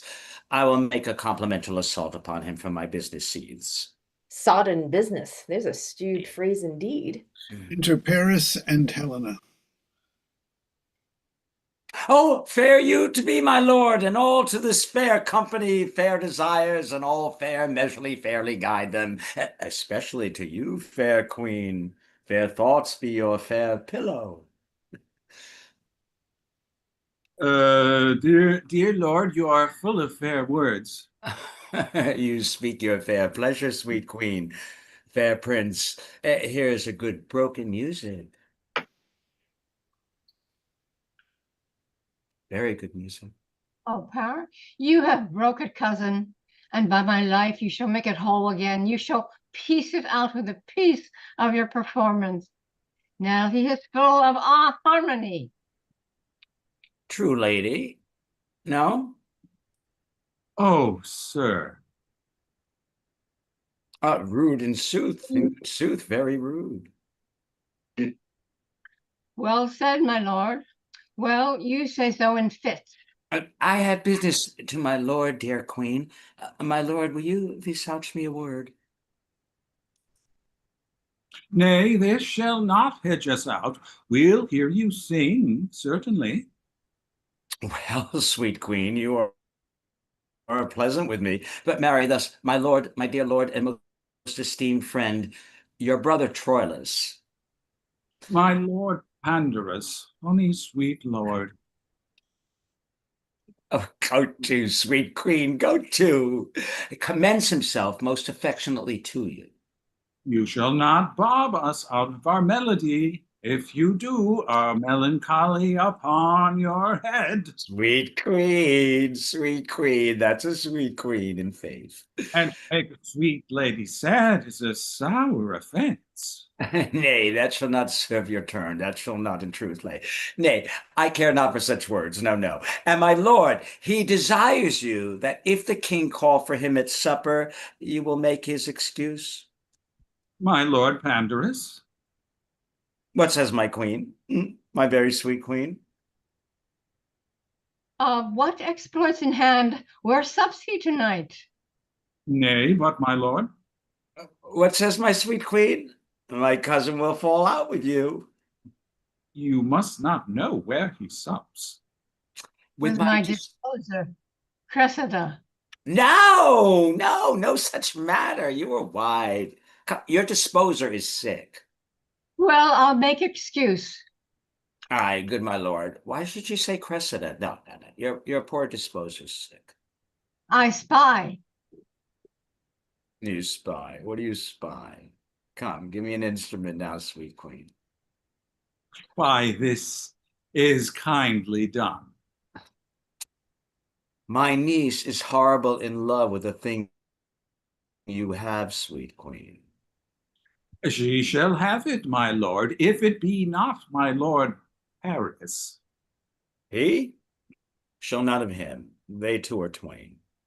Falling in after falling out may make them three. Come, come, I'll hear no more of this. I'll sing you a song now. I prithee now, by my troth, sweet lord, thou hast a fine forehead. You may, you may. Let thy song be love. This love will undo us all. Oh, Cupid, Cupid, Cupid. Love, aye, that it shall in faith. Aye, good. Now love, love, no thing but love. In good troth it begins so. Love, love, nothing but love. Still more for of love's bow shoots buck and doe. The shaft confines, not that it wounds, but tickles still the soul. These lovers cry, oh, oh, they die. Yet that which seems to wound, to kill, doth turn, oh, oh, to ha, ha, he. So dying love still, oh, oh, a while, but ha, ha, ha, oh, oh, groans out, ha, ha, ha, ha, ha, ha. Hey, ho. In love he fed to the very tip of the nose. He eats nothing but dove's love, and that breeds hot blood.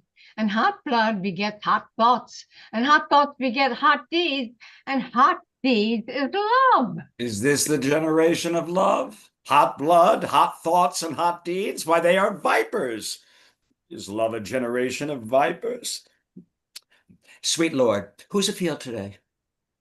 Hector, Diophobus, Helenus, Athenor, and all the gallantry of Troy. I would fain have armed today, but my Nell would not have it so. How chance my brother Troilus went not? He hangs the lip at something. You know all, Lord Pandarus? Not I, sweet queen. I long to hear how they sped today. You'll remember your brother's excuse? To a hair. Farewell, sweet queen. Commend me to your niece. I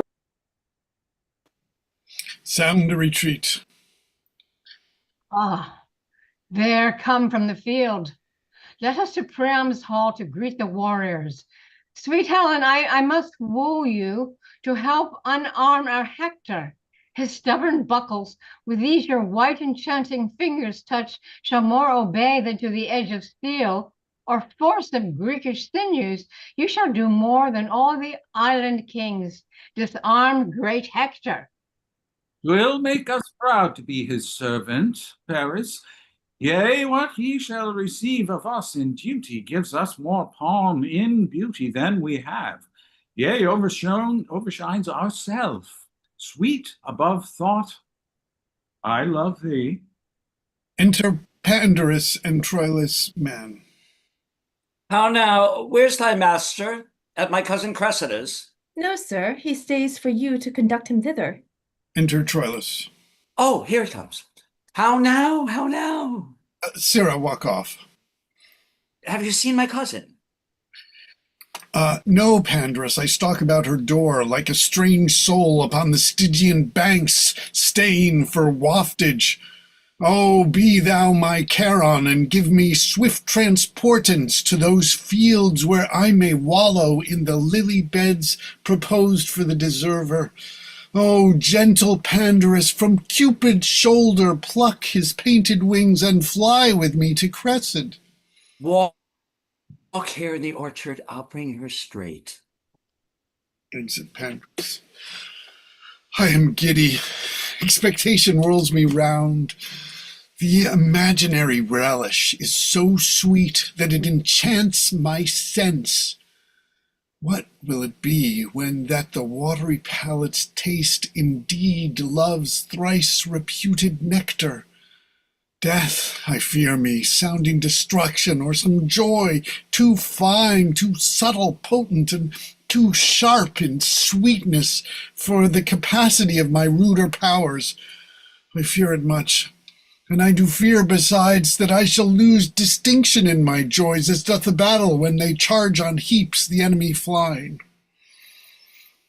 Enter Pandora. She's making her ready. She'll come straight. You must be witty now. She does so blush and fetches her wind so short, as if she were afraid with a sprite. I'll fetch her. It is the prettiest villain. She fetches her breath so short as a new tamed sparrow. Even such a passion doth embrace my bosom. My heart beats thicker than a feverous pulse, and all my powers do their bestowing loose, like vassalage at unawares encountering the eye of majesty. Come, Enter Pandarus and Cressida. come. What needs you blush? Shame's a baby. Here she is. Now, swear the oaths now to her that you have sworn to me. What are you, gone again? You must be watching, you make tame, must you? Come your ways. You, draw backward. We'll put you in the fills. What? Why do you not speak to her? Come, draw this curtain, and let's see your picture.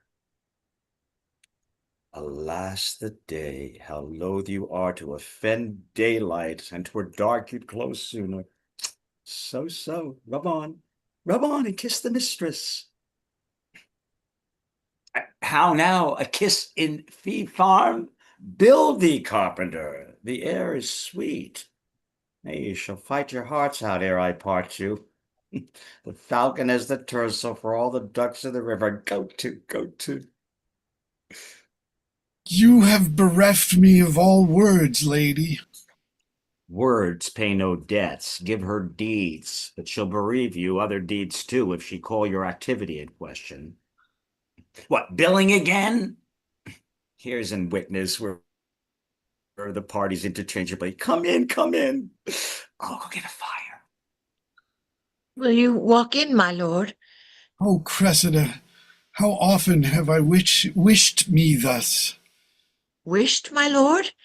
The gods grant. Oh, my lord. What should they grant? What makes this pretty abruption? What too curious drag espies my sweet lady in the fountains of our love? More dregs than water, if my tears have eyes. Fears make devils of cherubins.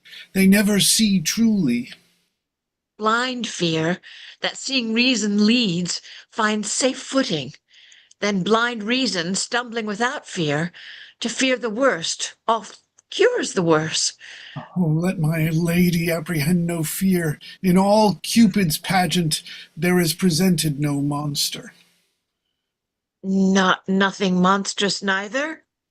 Nothing but our undertakings, when we vow to weep seas, live in fire, eat rocks, tame tigers, thinking it harder for our mistress to devise imposition enough than for us to undergo any difficulty imposed. This is the monstrosity in love, lady, that the will is infinite and the execution confined, that the desire is boundless and the act a slave to limit. They say all lovers swear more performance than they are able, and yet reserve an ability that they never perform, vowing more than the perfection of 10, and discharging less than a 10th of part of 1. They that have the voice of lions and the act of hares, are they not monsters? Are there such? Such are not we. Praise us as we are tasted, allow us as we prove. Our head shall go bare till merit crown it. No perfection in reversion shall have a praise in present. We will not name desert before his birth, and being born his addition shall be humble. Few words to fair faith. Troilus shall be such to Cressida as what envy can say worse that shall mock for his truth, and what truth can speak truest, not truer than Troilus. Will you walk in, my lord? Enter Pandrus. What, blushing still? Have you not done talking yet? Well, uncle, what folly I commit, I dedicate to you. I thank you for that. If my lord get a boy of you, you'll give me, be true to my lord. If he flinch, chide me for it. You know now your hostages, your uncle's word and my firm faith. Nay, I'll give my word for her too. Our kindred, though they be long, they are wooed, they are constant being won. They are burrs, I can tell you. They'll stick when they are thrown. Boldness comes to me now and brings me heart. Prince Troilus, I have loved you night and day for many weary months. Why was my Cressida then so hard to win? Hard to seem one, but I was won, my lord, with the first glance that ever, pardon me, if I confess much, you will play the tyrant. I love you now, but not till now, not so much, but I might master it. In faith I lie, my thoughts were like unbridled children grown too headstrong for their mother. See, we fools, why have I blabbed? Who will be true to us when we are so unsecret to ourselves? But though I loved you well, I wooed you not, and yet, good faith, I wished myself a man, or that we women had men's privilege of speaking first. Sweet, bid me hold my tongue, for in this rapture I shall surely speak the thing I shall repent. See, your silence, cunning in dumbness, from my weakness draws my very soul of counsel. Stop my mouth. And shall, albeit sweet music issues thence. Pretty in faith. My lord, I do beseech you, pardon me. 'Twas not my purpose thus to beg a kiss. I am ashamed. Oh, heavens, what have I done? For this time will I take my leave, my lord. Your leave, sweet Cressida? Leave, and you take leave till tomorrow morning. Pray you content you. What offends you, lady? Sir, mine own company. You cannot shun yourself. Let me go and try. I have a kind of self resides with you, but an unkind self that itself will leave to be another's fool. Where is my wit? I would be gone. I speak I know not what. Well know they what they speak that speak so wisely. Perchance, my lord, I show more craft than love, and fell so roundly to a large confession, to angle for your thoughts. But you are wise, or else you love not. For to be wise and love exceeds man's might, that dwells with God above. Oh, that I thought it could be in a woman, as if it can, I will presume in you, to feed for aye her lamp and flames of love, to keep her constancy in plight and youth, outliving beauties outward with a mind that doth renew swifter than the blood decays. Or that persuasion could but thus convince me that my integrity and truth to you might be affronted with the match and weight of such a winnowed purity in love. How were I then uplifted? But alas, I am as true as truth's simplicity, and simpler than the infancy of truth. In that I'll war with you. Oh, virtuous fight! When right with right wars, who shall be most right? True swains in love shall in the world to come approve their truths by Troilus, when their times full of protest, of oath and big compare, wants similes, truth tired with iteration, as true as steel, as plantage to the moon, as sun to day, as turtle to her mate, as iron to adamant, as earth to the center, yet after all comparisons of truth, as truth authentic's author to be cited, as true as Troilus shall crown up the verse and sanctify the numbers. Prophet may you be, if I be false, or swerve a hair from truth, when time is old and hath forgot itself, when water drops have sworn the stones of Troy, and blind oblivion swallowed cities up, and mighty states characterless are grated to dusty nothing. Yet let memory, from false to false, among false maids in love, upbraid my falsehood, when they have said as false, as air, as water, as wind, as sandy earth, as fox to lamb, as wolf to heifer's calf, pard to the hind, or stepdame to her son. Yea, let them say, to stick the hearse of falsehood, as false as Cressida. Go to, a bargain made. Seal it, seal it. I'll be the witness here. Hold your hand here, my cousins. If ever, here, my cousins. If ever you prove false one to another, since I have taken such pains to bring you together, let all pitiful goers between be called to the world's end after my name. Call them all panders. Let all constant men be Troiluses, all false women Cressids, and all brokers between panders. Say amen. Amen. Amen. Amen. Whereupon I will show you a chamber, which bed, because it shall not speak of your pretty encounters, press it to death away. And Cupid grant all long times maidens here, bed, chamber, and panda to provide this cheer. Exeunt. We're about the halfway point, so let's just take a brief 5-minute break here.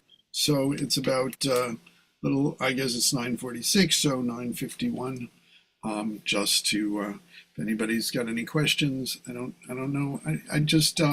I'm enjoying this very much. Thank you all for being patient with me. I'm sorry we had such troubles getting started, but now I'm finally got my computer working with the Zoom, so I'm here. So thank you. Paul, I got a notice on my thing that my connection was unstable. Did my thing freeze and get crazy? Just a few times there was Yeah. garbling, and then sometimes it gets slow, and then it goes very quick. But yeah, That wasn't me though. That was the computer. yeah, no, I understand. No, I'm just wondering if it was me or the computer, because sometimes I garble and go. Say, Paul, Yeah. do we mind that Yasha's not feeling well and she went to bed? Do you mind if I just pick her stuff up? And it's Calcus. Sure. Yeah, no, I'm sorry. I'm glad she was able to join us. It was great having her do Cassandra, but yeah, if she's got to rest, that's fine. Yeah. I mean, we got this, I don't know what happened with Kevin. I mean, he was late, and then maybe since we started, he thought that, I don't know, but What part does he need any parts filled in? Do you want me to fill in any parts for Kevin? No, well, we got Bonna's been taking, Okay. because it's just really, it was, I'm not in it for a while yet. That's the reason. Can someone else pick up Cassandra in 5-3? Can I do her? Yeah, I mean, because I'm doing Hector in 5-3. I'll do Cassandra. No, I could do it. you got enough. I'll do it.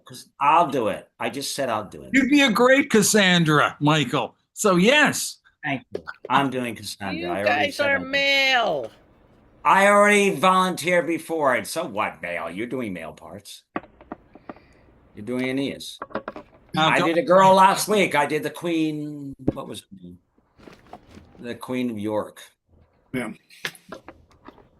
And just also to let people know about what we've got coming up next. We don't have anything this Saturday. Next Thursday will be the first Thursday of the month, and so we try and have an open forum where anybody can come and share some Shakespeare or talk about anything with Shakespeare. Since it's around Labor Day, the theme is sort of Shakespeare and work, but anything that you want to do. Also, it's a great time if you want to come on and work through any sort of Zoom issues you're having in terms of, I know we've had some, challenges with, getting the scrolling and things like that. And that happens. And it's just, but there's stuff, just that we can, if you have issues or whatever the problem is, if we could talk about it and work it through, then I'm happy always to help with that. What page are we on again? I'm sorry, what was that? What page are we on? What page are we on? We're on page 83, I believe. All right, no, I was just scribbling ahead to see where I'm in again. That's all right. Thank you. Yeah. We're on 83. Does Garrett have to leave early? Did she say something about that? Well, someone else is taking over Cressida's part, aren't they? No. We weren't talking about Cressida's part. We Cassandra. Sandra, because Yasha. Cassandra. Okay. I'm going to do Cassandra, and somebody else is doing her other parts. Okay. What are her other parts? I don't think that was. Mark's got the other ones. That Calcus, I think, was the only one, and he's just got really a couple of speeches. Or Cassandra, nobody believed her. Yeah, no, and it's like, and Hector first sort of like just dismisses her and then says, well, yeah, listen to what she's saying. Doesn't that, it's like, come on, I can't. They didn't listen. They didn't listen to Apollo. They don't listen to Cassandra. They don't listen. They don't listen to me. Well, The Cassandra has a reason why curse. I'm Cassandra has been really saying is that they're fools. They're fools for being at war. That's all that I keep hitting them with, is that everybody's an asshole for over a woman you're killed thousands, Yeah, no, that is, and that's also that. But anyway, so it's been about 5 minutes. I think we should resume because we still have a ways to go with this. And actually, one of the parts that starts it off. Mark, you ready for this with Calcus right at the beginning? Now, princes, for the services I have done you, the advantage of the time prompts me aloud to call for recompense.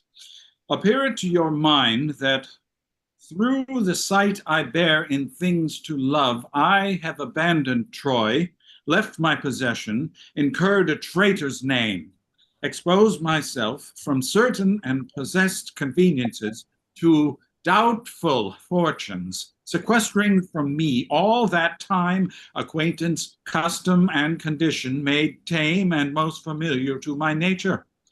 And here to do you service am I become as new into the world, strange, unacquainted. I do beseech you, as in a way of taste, to give me now a little benefit out of those many registered in promise, which you say live to come in my behalf. What wouldst thou of us, Trojan? Make demand. You have a Trojan prisoner called Anthenor, yesterday took. Troy holds him very dear. Often have you, thanks therefore, desired my Cressida in right great exchange, whom Troy hath still denied. But this Anthenor, I know, is such a rest in their affairs that their negotiations all must slack, wanting his manage. And they will almost give us a prince of blood, a son of Priam, in charge of him.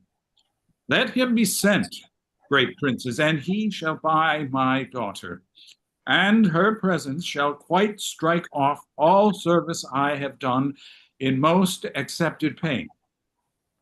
Let Diomedes bear him and bring us Cressida hither. Calchas shall have what he requests of us. Good Diomed, Furnish you fairly for this interchange. With all bring word if Hector will tomorrow be answered to his challenge. In his challenge, Ajax is ready. This shall I undertake, and it is a burden which I am proud to bear. Exeunt. Enter Achilles and Patroclus in their tent. Achilles stands in the entrance of his tent. Pleased our general passed strangely by him as if he were forgot, and princes all lay negligent and loose regard upon him. I will come last. 'Tis like he'll question me why such unplausive eyes are bent, why turned on him. If so, I have derision medicinable to use between your strangeness and his pride, which his own will shall have desire to drink. It may do good. Pride hath no other glass to show itself but pride. For supple knees feed arrogance and are the proud man's fees. We'll execute your purpose and put on a form of strangeness as we pass along. So do each lord, and either greet him not, or else disdainfully, which shall shake him more than if not looked on. I will lead the way. What, comes the general to speak with me? You know my mind. I'll fight no more against Troy. What says Achilles? Would he aught with us? Would you, my lord, aught with the general? No. Nothing, my lord. The better. Good day. Good day. How do you? How do you? What, does the cuckold scorn me? Ajax, that's you, Kitty. How now, Patroclus? Good morrow, Ajax. Ah, Good morrow. aye, and good next day too. Exeunt. What mean these fellows? Know they not Achilles? They pass by strangely. They were used to bend to send their smiles before them to Achilles, to come as humbly as they used to creep to holy altars. What, am I poor of late? 'Tis certain greatness once fallen out with fortune must fall out with men too. What the decline is, he shall as soon read in the eyes of others as feel in his own fall. For men like butterflies show not their mealy wings but to the summer, and not a man for being simply man hath any honor, but honored for those honors that are without him, as place, riches, and favor, prizes of accident, as oft as merit, which when they fall as being slippery standards, the love that leaned on them as slippery too, doth one pluck down another, and together die in the fall. But 'tis not so with me. Fortune and I are friends. I do enjoy at ample point all that I did possess, save these men's looks, who do methinks find out something not worth in me such rich beholding as they have often given. Here's Ulysses. I'll interrupt his reading. How now, Ulysses? Oh, now, great Thetis' son. What are you reading? A strange fellow here writes me that man, how dearly ever parted, how much in having, or without or in, cannot make boast to have that which he hath, nor feels not what he owes, but by reflection. As when his virtues shining upon others heat them, and they retort that heat again to the first giver. This is not strange, Ulysses. The beauty that is born here in the face the bearer knows not, but commends itself, not going from itself, but eye to eye opposed, salutes each other with each other's form. For speculation turns not to itself till it hath travailed and is married there, where it may see itself. This is not strange at all. I do not strain at the position, it is familiar, but at the author's drift, who in his circumstance expressly proves that no man is the lord of anything, though in and of him there be much consisting, till he communicate his parts to others, nor doth he of himself know them for aught, till he behold them formed in the applause where they're extended, who like an arch reverberate the voice again, or like a gate of steel fronting the sun receives and renders back his figure and his heat. I was much wrapped in this, and apprehended here immediately the unknown Ajax. Heavens! What a man is there! A very horse that has he knows not what! Nature, what things there are most abject in regard and dear in use? What things again most dear in the esteem and poor in worth? Now shall we see tomorrow an act that very chanced to throw upon him Ajax renowned. Oh, heavens, what some men do while some men leave to do. How some men creep in skittish Fortune's hall, whiles other play the idiots in her eyes. How one man eats into another's pride, while pride is fasting in his wantonness. To see these Grecian lords, why, even already they clap the lubber Ajax on the shoulder, as if his foot were on brave Hector's breast, and great Troy shrinking. I do believe it, for they passed by me as my sisters do by beggars. Neither gave to me good word nor look. What are my deeds forgot? Ah, time hath my lord a wallet at his back, wherein he puts alms for oblivion. A great-sized monster of ingratitudes. Those scraps are good deeds past, which are devoured as fast as they are made, forgot as soon as done. Perseverance, dear my lord, keeps honor bright. To have done is to hang quite out of fashion like a rusty mail in monumental mockery. Take the instant way, for honor travels in a strait so narrow where one but goes abreast. Keep then the path, for emulation hath 1,000 sons that one by one pursue. If you give way or hedge aside from the direct forthright, like to an entered tide, they all rush by and leave you hindmost. Or like a gallant horse fallen in first rank, lie there for pavement to the abject rear, or run and trampled on. Then what they do in present, though less than yours in past, must o'ertop yours. For time is like a fashionable host that slightly shakes his parting guest by the hand, and with his arms outstretched as he would fly, grasps in the comer. Welcome ever smiles, and farewell goes out sighing. Oh, let not virtue seek remuneration for the thing it was. For beauty, wit, high birth, vigor of bone, desert in service, love, friendship, charity, are subjects all to envious and calumniating time. One touch of nature makes the whole world kin, that all, with one consent, praise new-born gods, though they are made and molded of things past, and give to dust that is a little gilt, more laud than gilt or dusted. The present eye praises the present object. Then marvel not, thou great and complete man, that all the Greeks begin to worship Ajax, since things in motion sooner catch the eye than what not stirs. The cry went once on thee, and still it might, and yet it may again, if thou wouldst not entomb thyself alive, and case thy reputation in thy tent, whose glorious deeds but in these fields of late made emulous missions mongst the gods themselves, and drave great Mars to faction. Of this my privacy I have strong reason. But 'gainst your privacy the reasons are more potent and heroical. Oh, 'tis known, Achilles, that you are in love with one of Priam's daughters. Yeah? Known? Is that a wonder?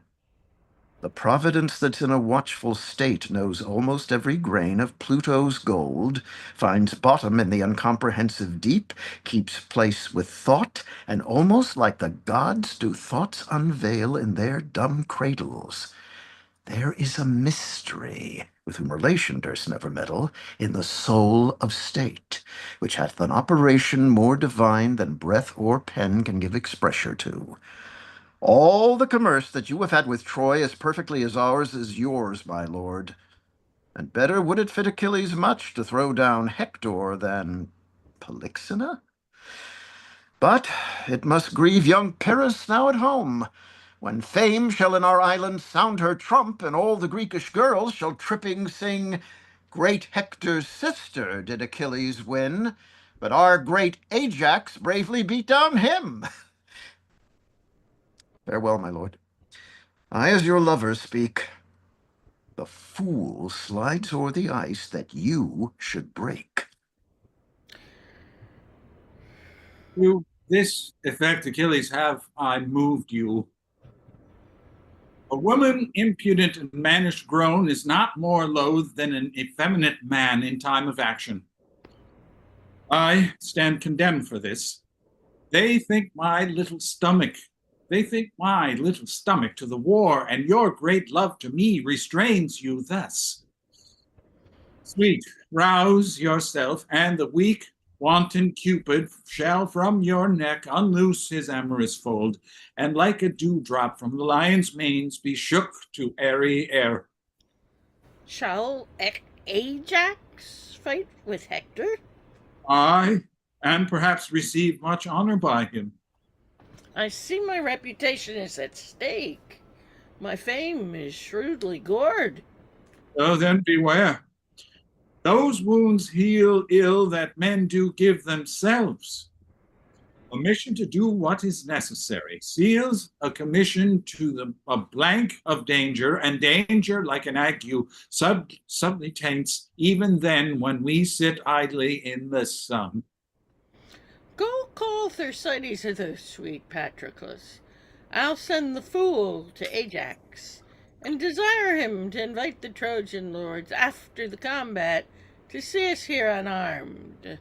I have a woman's longing and appetite that I am sick withal to see great Hector in his weeds of peace. Enter Thersites. To talk with him and to behold his visage, even to my full of view, a labor saved. A wonder. What? Ajax goes up and down the field asking for himself. How so? He must fight singling tomorrow with Hector, and is so prophetically proud of a heroic cudgeling that he raves in saying nothing. How can that be? Why, he stalks up and down like a peacock, astride and the stand ruminates like a hostess that has no arithmetic but her brain to set down her reckoning, bites his lip with a politic regard, as who should say there were wit in his head and 'twere out, and so there is, but it lies as coldly in him as fire in a flint, which will not show without knocking. The man's undone forever, for if Hector break not his neck in the comeback, he'll break himself in vainglory. He knows not me. I said, "Good morrow, Ajax," and he replies, "Thanks, Agamemnon. What think of you of this man that takes me for the general? He's grown a very land fish, language less, a monster, a plague of opinion. A man may wear it on both sides like a leather jerkin." Thou must be my ambassador to him, Thersites. Why? Well, he'll answer nobody. He professes not answering. Speaking is for beggars. He wears his tongue in his arms. I will put on his presence. Let Patroclus make his demands to me. You shall see the page of Ajax. To him, Patroclus. Tell him I humbly desire the valiant Ajax to invite the most valorous Hector to come unarmed to my tent, and to procure safe conduct for his person of the magnanimous and most illustrious size 6 or 7 times honored captain, general of the Grecian army, Armageddon, etc. Do this. Jove bless great Ajax. I come from the worthy Achilles, who most humbly desires you to invite Hector to his tent, and to procure safe conduct from Agamemnon. Agamemnon? Aye, my lord. What say you to it? God by you with all his heart. Your answer, sir. If tomorrow be a fair day, by 11 o'clock it will go one way or another. Howsoever, he shall pay for me ere he has me. Your answer, sir. Oh, fare you well within my heart.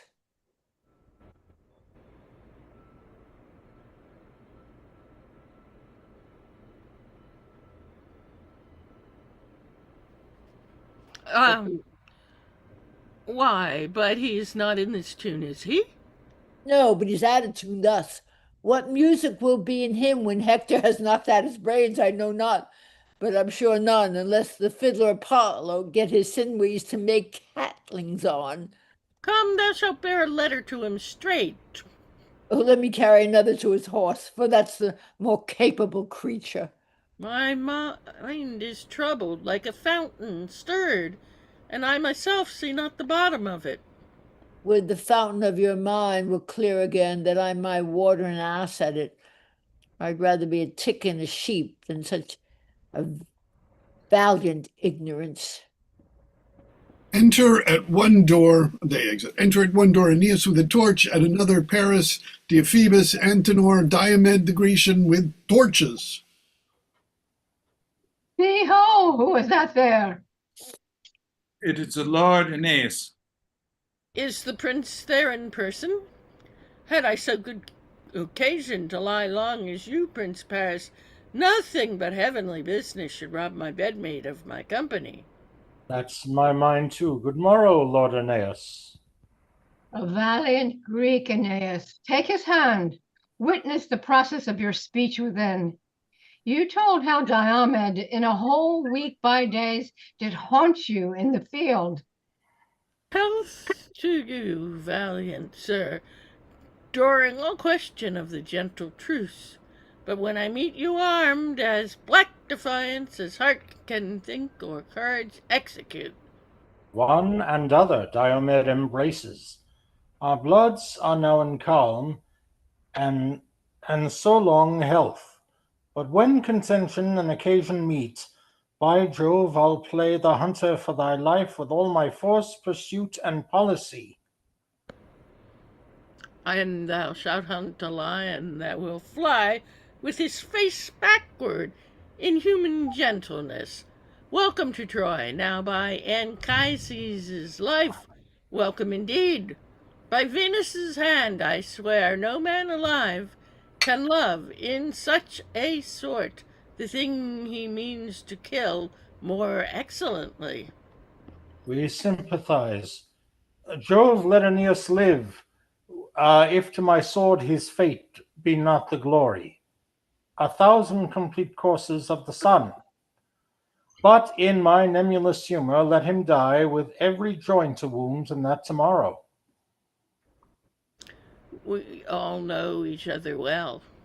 We do, and long to know each other worse. This is the most despitefulest gentle greeting, the noblest hateful love that e'er I heard of. What business, Lord, so early? I was sent for to the king, but why I know not. His purpose meet you. It was to bring this Greek to Calchas' house, and there to render him for the enfreed Antenor, the fair Cressida. Let's have your company, or if you please, haste there before us. I constantly do think, or rather call my thought a certain knowledge, my brother Troilus lodges there tonight. Rouse him and give him note of our approach, with a whole quality whereof I fear we shall be much unwelcome. That I assure you, Troilus had rather Troy were born to Greece than Cressida born from her eye. There is no help. The bitter disposition of the time will have it so. On, Lord, we'll follow you. Aeneas? Good morrow, all.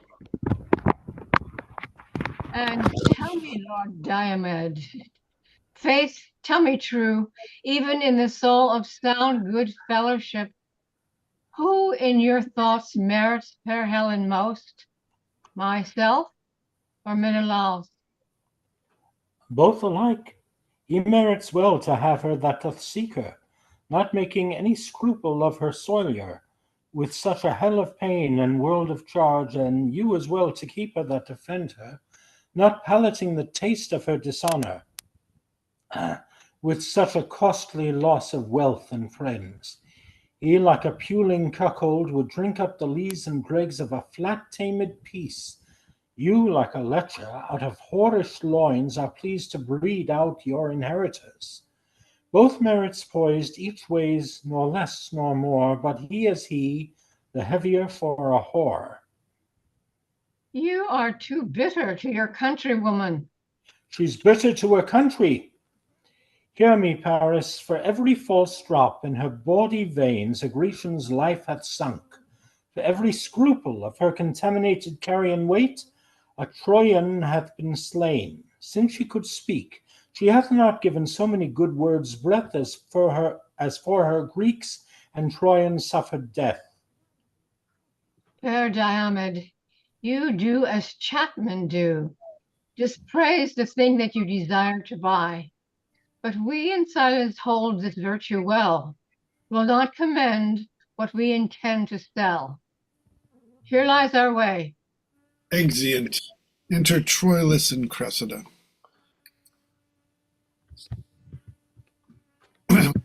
Trouble not yourself, the morn is cold. Then, sweet my lord, I'll calm mine uncle down. He shall unbolt the gates. Trouble him not. To bed, to bed. Sleep kill those pretty eyes, and give us soft attachment to thy senses, as infants empty of all thought. Good morrow, then. I prithee now to bed. Are you aweary of me? Oh, Cressida! But that the busy day, waked by the lark, hath roused the ribald crows, and dreaming night will hide our eyes no longer. I would not from thee. Night hath been too brief. Beshrew the witch! With venomous wights she stays as hideously as hell, but flies the grasps of love with wings more momentary, swift than thought. You will catch cold and curse me. Prithee tarry. You men will never tarry. Oh, foolish Cressida, I might have still held off, and then you would have tarried. Hark, there's one up. What's all the doors open here? It is your uncle, enter Pandarus. Pestilence on him. Now will he be mocking I have such a life? How now? How now? How go, maidenheads? Here you, maid. Where's my cousin Cressida? Go hang yourself, you naughty mocking uncle. You bring me to do, and then you flout me too? To do what? Let her say what. Whatever I brought you to do. Come, come, beshrew your heart. You'll never be good, nor suffer others. Last poor wretch, poor Chipotia has not slept tonight. Would he not, a naughty man, let it sleep? A bugbear take him. One knocks. Did I not tell you? Would he were knocked with the head. Who's that at door? Good uncle, go and see. My lord, come you again into my chamber. You smile and mock me as if I met naughtily. Come, you are deceived. I think of no such thing. How earnestly they knock. Pray you come in. I would not for half Troy have you seen here. Who's there? What's the matter? Will you beat down the door? How now? What's the matter? Good morrow, Lord, good morrow. Who's there? My Lord Aeneas? By my troth, I knew you not. What news with you so early? Is not Prince Troilus here? Here? What should he do here? Come, he is here, my lord, do not deny him. It doth import him much to speak with me. Is he here, say you? 'Tis more than I know. I'll be sworn. For my own part, I came in late. What should he do here? Who? Nay, then. Come, come. You'll do him wrong ere you're ware. You'll be so true to him to be false to him. Do not you know of him, but yet go fetch him hither. Go. Enter Troilus. How now? What's the matter? My lord, I scarce have leisure to salute you. My matter is so rash. There is at hand Paris, your brother, and Deiphobus, the Grecian Diomede, and our Antenor, delivered to us, and for him forthwith, ere the first sacrifice, within this hour, we must give up to Diomede's hand the lady Cressida. Is it concluded so? By Priam and the general state of Troy, they are at hand and ready to effect it. My achievements mock me. I will go meet them. And my lord Aeneas, we met by chance. You did not find me here. Good, good, my lord. The secrets of nature have not more gift in taciturnity. Exeunt. Enter Pandarus and Cressida. Is it possible? No sooner got but lost. The devil take Antenor. The young prince will go mad. A plague upon Antenor. I would have broke his neck. How now? How now? What's the matter? Who was here? Why sigh you so profoundly? Where's my lord? Gone? Tell me, sweet uncle, what's the matter? Would I were as deep under the earth as I am above. Oh, the gods, what's the matter? Prithee, get thee in. Was though I had never been born. I knew this would be his death. Poor gentleman. A plague upon Antenor. Good uncle, I beseech you on my knees. I beseech you, what's the matter? Thou must be gone, wench. Thou must be gone. Thou art changed for Antenor. Thou must to thy father and be gone from Troilus. Till it will be his death. 'Twill be his bane. He cannot bear it. Oh, your immortal gods, I will not go. Thou must. I will not, uncle. I have forgot my father. I know no touch of consanguinity, no kin, no love, no blood, no soul, no near me, so near me as the sweet Troilus. Oh, you gods divine! Make Cressida's name the very crown of falsehood, if ever she leave Troilus time, orse, and death. Do to this body what extremity you can, but the strong base and building of my love is as the very center of the earth, drawing all things to it. I will go in and weep. Do. Tear my bright hair and scratch my praised cheeks, crack my clear voice with sobs, and break my heart with sounding Troilus. I will not go from Troy. Exeunt. Enter Paris, Troilus, Aeneas, Deiphobus, Antenor, and Diomedes. Diomedes, whatever. It is great morning, and the hour prefixed of her delivery to this valiant Greek comes fast upon. Good my brother Troilus, tell you the lady what she is to do, and haste her to the purpose. I'll walk into her house. I'll bring her to the Grecian presently, and to his hand when I deliver her. Think it an altar, and thy brother Troilus a priest there, offering to it his heart. I know what 'tis to love, and would, as I shall pity, I could help. Please you walk in, my lords. Exeunt. Enter Pandarus and Cressida. Be moderate. Be moderate. Tell you me of moderation. The grief is fine, full perfect that I taste, and no less in a sense as strong as that which causeth it. How can I moderate it? If I could temporize with my affection, or brew it to a weak and colder palate, the like aliment I could give my grief. My love admits no qualifying cross, no more my grief in such a precious loss. Here it comes, sweet duck. Oh, Troilus! Troilus! Oh, what a pair of spectacles is here. Let me embrace too.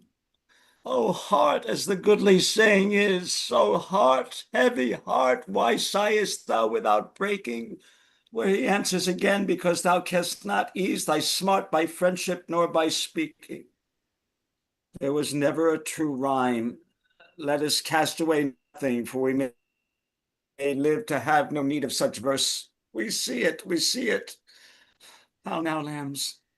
Cressida, I love thee in so strange a purity that the blessed gods, as angry with my fancy, more bright in zeal than the devotion which cold lips blows to their deities, take thee from me. Have the gods envy? Aye, 'tis too plain a case. And is it true that I must go from Troy? Hateful truth. What? And from Troilus too? From Troy and Troilus. Is it possible? And suddenly, where injuries of chance puts back leave-taking, justles roughly by all time of pause, rudely beguiles our lips of all rejoinder, forcibly prevents our locked embrasures, strangles our dear vows even in the birth of our own laboring breath, we too, with so many thousand sighs did buy each other, must poorly sell ourselves, with the rude brevity and discharge of our injurious time, now with a robber's haste crams his rich thievery up, he knows not how, as many farewells as be stars in heavens, with distinct breath and consigned kisses to them, he fumbles up into a loose adieu, and scans with a single famished kiss, distasting with the salt of broken tears.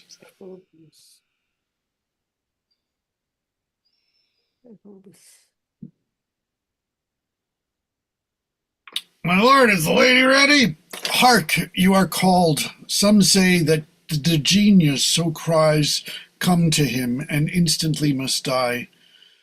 Bid them have patience, she shall come anon. Where are my tears? Rain to lay this wind, or my heart will be blown up by the root. Must then to the Grecians. No remedy. A woeful Cressida amongst the merry Greeks? When shall we see again? Oh, here, my love, be thou but true of heart. I true? How now? What wicked deem is this? Nay, we must use expostulation kindly, for it is parting from us. I speak not, be thou true, as fearing thee, for I will throw my glove to death himself, that there's no maculation in thy heart. But be thou true, say I, to fashion in my sequent protestations, be thou true, and I will see thee. Oh, you shall be exposed, my lord, to dangers as infinite as imminent. But I'll be true. And I'll grow friend with danger. Wear this sleeve. And you this glove. When shall I see you? I will corrupt the Grecian sentinels to give thee nightly visitation, but yet be true. Heavens, be true again. Hear why I speak it, love. The Grecian youths are full of quality, their loving well composed with gift of nature, flowing and swelling o'er with arts and exercise. How novelties may move and parts with person, alas, a kind of godly jealousy, which I beseech you call a virtuous sin, makes me afraid. Oh, heavens, you love me not. I, a villain then. In this I do not call your faith in question so mainly as my merit. I cannot sing, nor heal the high lavolt, nor sweeten talk, nor play at subtle games, fair virtues all to which the Grecians are most prompt and pregnant. But I can tell you that in each grace of these there lurks a still and dumb discoursive devil that tempts most convinced, most cunningly. But be not tempted. Do you think I will? No, but something may be done that we will not. And sometimes we are devils to ourselves, when we will tempt the frailty of our powers, presuming on their changeful potency. Nay, good my lord. Come, kiss and let us part. Brother, Troilus? A good brother, come you hither and bring Aeneas and the Grecian with you. My lord, will you be true? Who, I? Alas, it is my vice, my fault, whilst others fish with craft for great opinion, I with great truth catch mere simplicity. While some with cunning gild their copper crowns, with truth and plainness I do wear mine bare. And to the Greeks, fear not my truth, the moral of my wit is plain and true, and that's all the reach of it. Welcome, Sir Diomed, here is the lady, which for Antenor we deliver you. At the port, lord, I'll give her to thy hand, and by the way possess thee what she is. Entreat her fair, and by my soul, fair Greek, if e'er thou stand at mercy of my sword, name Cressida, and thy life shall be as safe as Priam is in Ilion. Fair Lady Cressida, so please you save the thanks this prince expects. The lustre in your eye, heaven in your cheek pleads your fair usage, and to Diomed you shall be mistress and command him wholly. Grecian, thou dost not use me courteously, to shame the seal of my petition towards I praising her. I tell thee, Lord of Greece, she is as far high soaring o'er thy praises as thou unworthy to be called her servant. I charge thee, use her well even for my charge. For by the dreadful Pluto, if thou dost not, though the great bulk Achilles be thy guard, I'll cut thy throat. Oh, be not moved, Prince Troilus. Let me be privileged by my place and message to be a speaker free. When I am hence, I'll answer to my lust. And know you, Lord, I'll nothing do on charge to her own words, to her own worth. She shall be prized, but that you say, be it so. I'll speak it in my spirit and honor, no. Come to the port, I'll tell thee, Diomed. This brave shall oft make thee to hide thy head. Lady, give me your hand, and as we walk to our own selves bend our needful talk. Sound trumpet. Okay, you're muted. Hark! Hector's trumpet! How have we spent this morning? The prince must think me tardy and remiss, that swore to ride before him in the field. 'Tis Troilus' fault. Come, come to the field with him. Exeunt.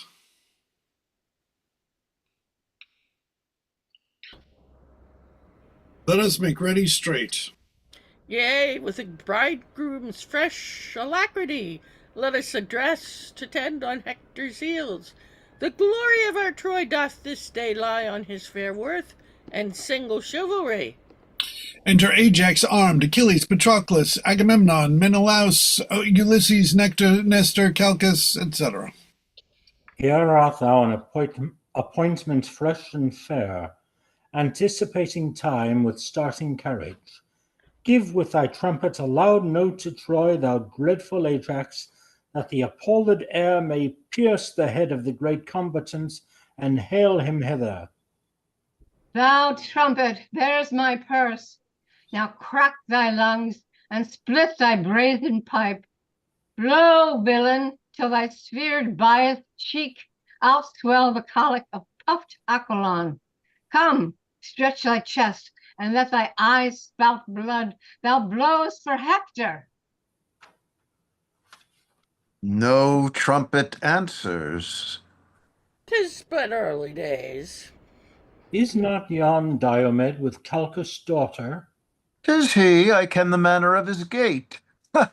He rises on the toe. That spirit of his in aspiration lifts him from the earth. Is this the Lady Cressida? Even she. Most dearly welcome to the Greek, sweet lady. A general doth salute you with a kiss. Yet is the kindness but particular. 'Twere better she were kissed in general. And very courtly counsel. I'll begin. So much for Nestor. I'll take that winter from your lips, fair lady. Achilles bids you welcome. I had good argument for kissing once. But that's no argument for kissing now. For thus popped Paris in his argument. O deadly gall and theme of all our scorns, for which we lose our heads to gild his horns. The first was Menelaus' kiss, this mine. Patroclus kisses you. Oh, this is trim. Paris and I kiss evermore for him. I'll have my kiss, sir. Lady, by your leave. In kissing, do you render or receive? Both take and give. I'll make my match to live. The kiss you take is better than you give. Therefore, no kiss. I'll give you boot. I'll give you 3 for 1. You're an odd man. Give even or give none. An odd man, lady. Every man is odd. No, Paris is not. For you know 'tis true that you are odd and he is even with you. You fillip me o' the head. No, I'll be sworn. It were no match, your nail against his horn. May I, sweet lady, beg a kiss of you? You may. I do desire it. Why beg then? Why then, for Venus' sake, give me a kiss when Helen is a maid again and his. I am your debtor. Claim it when 'tis due. Never's my day, and then a kiss of you. Lady, a word. I'll bring you to your father. A woman of quick sense. Fie, fie upon her. There's language in her eye, her cheek, her lip, nay, her foot speaks. Her wanton spirits look out at every joint and motive of her body. Oh, these encounterers, so glib of tongue, that give accosting welcome ere it comes, and wide unclasp the tables of their thoughts to every tickling reader, set them down for sluttish spoils of opportunity and daughters of the game. Exeunt. Enter all of Troy, Hector, Paris, Aeneas, Helenus, and attendants flourish. The Trojans trumpet! Yonder comes the troop. Hail, all you state of Greece, what shall be done to him that victory commands? Or do you purpose a victor shall be known?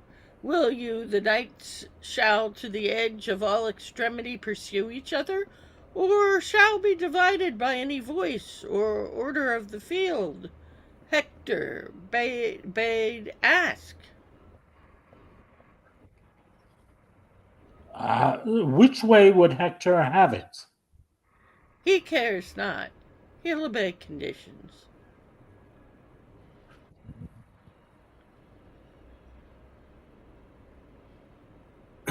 Agamemnon? Oh, in my book this is Achilles.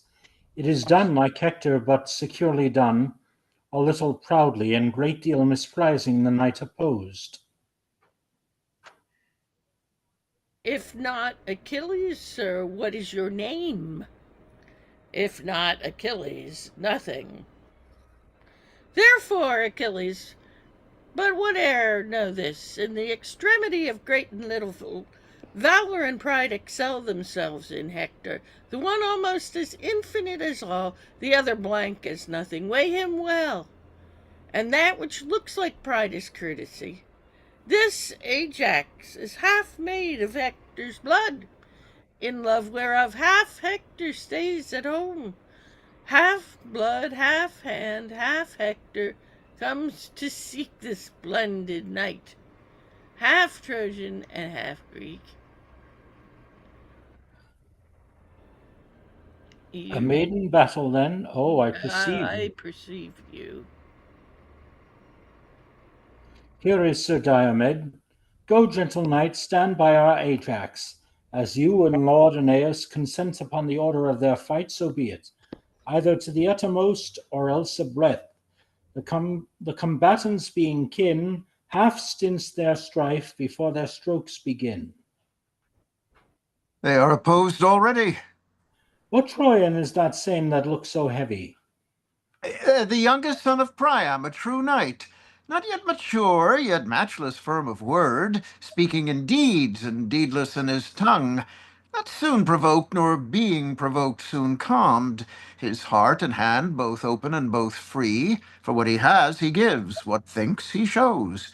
Yet gives he not till judgment guide his bounty, nor dignifies and impair thought with breath.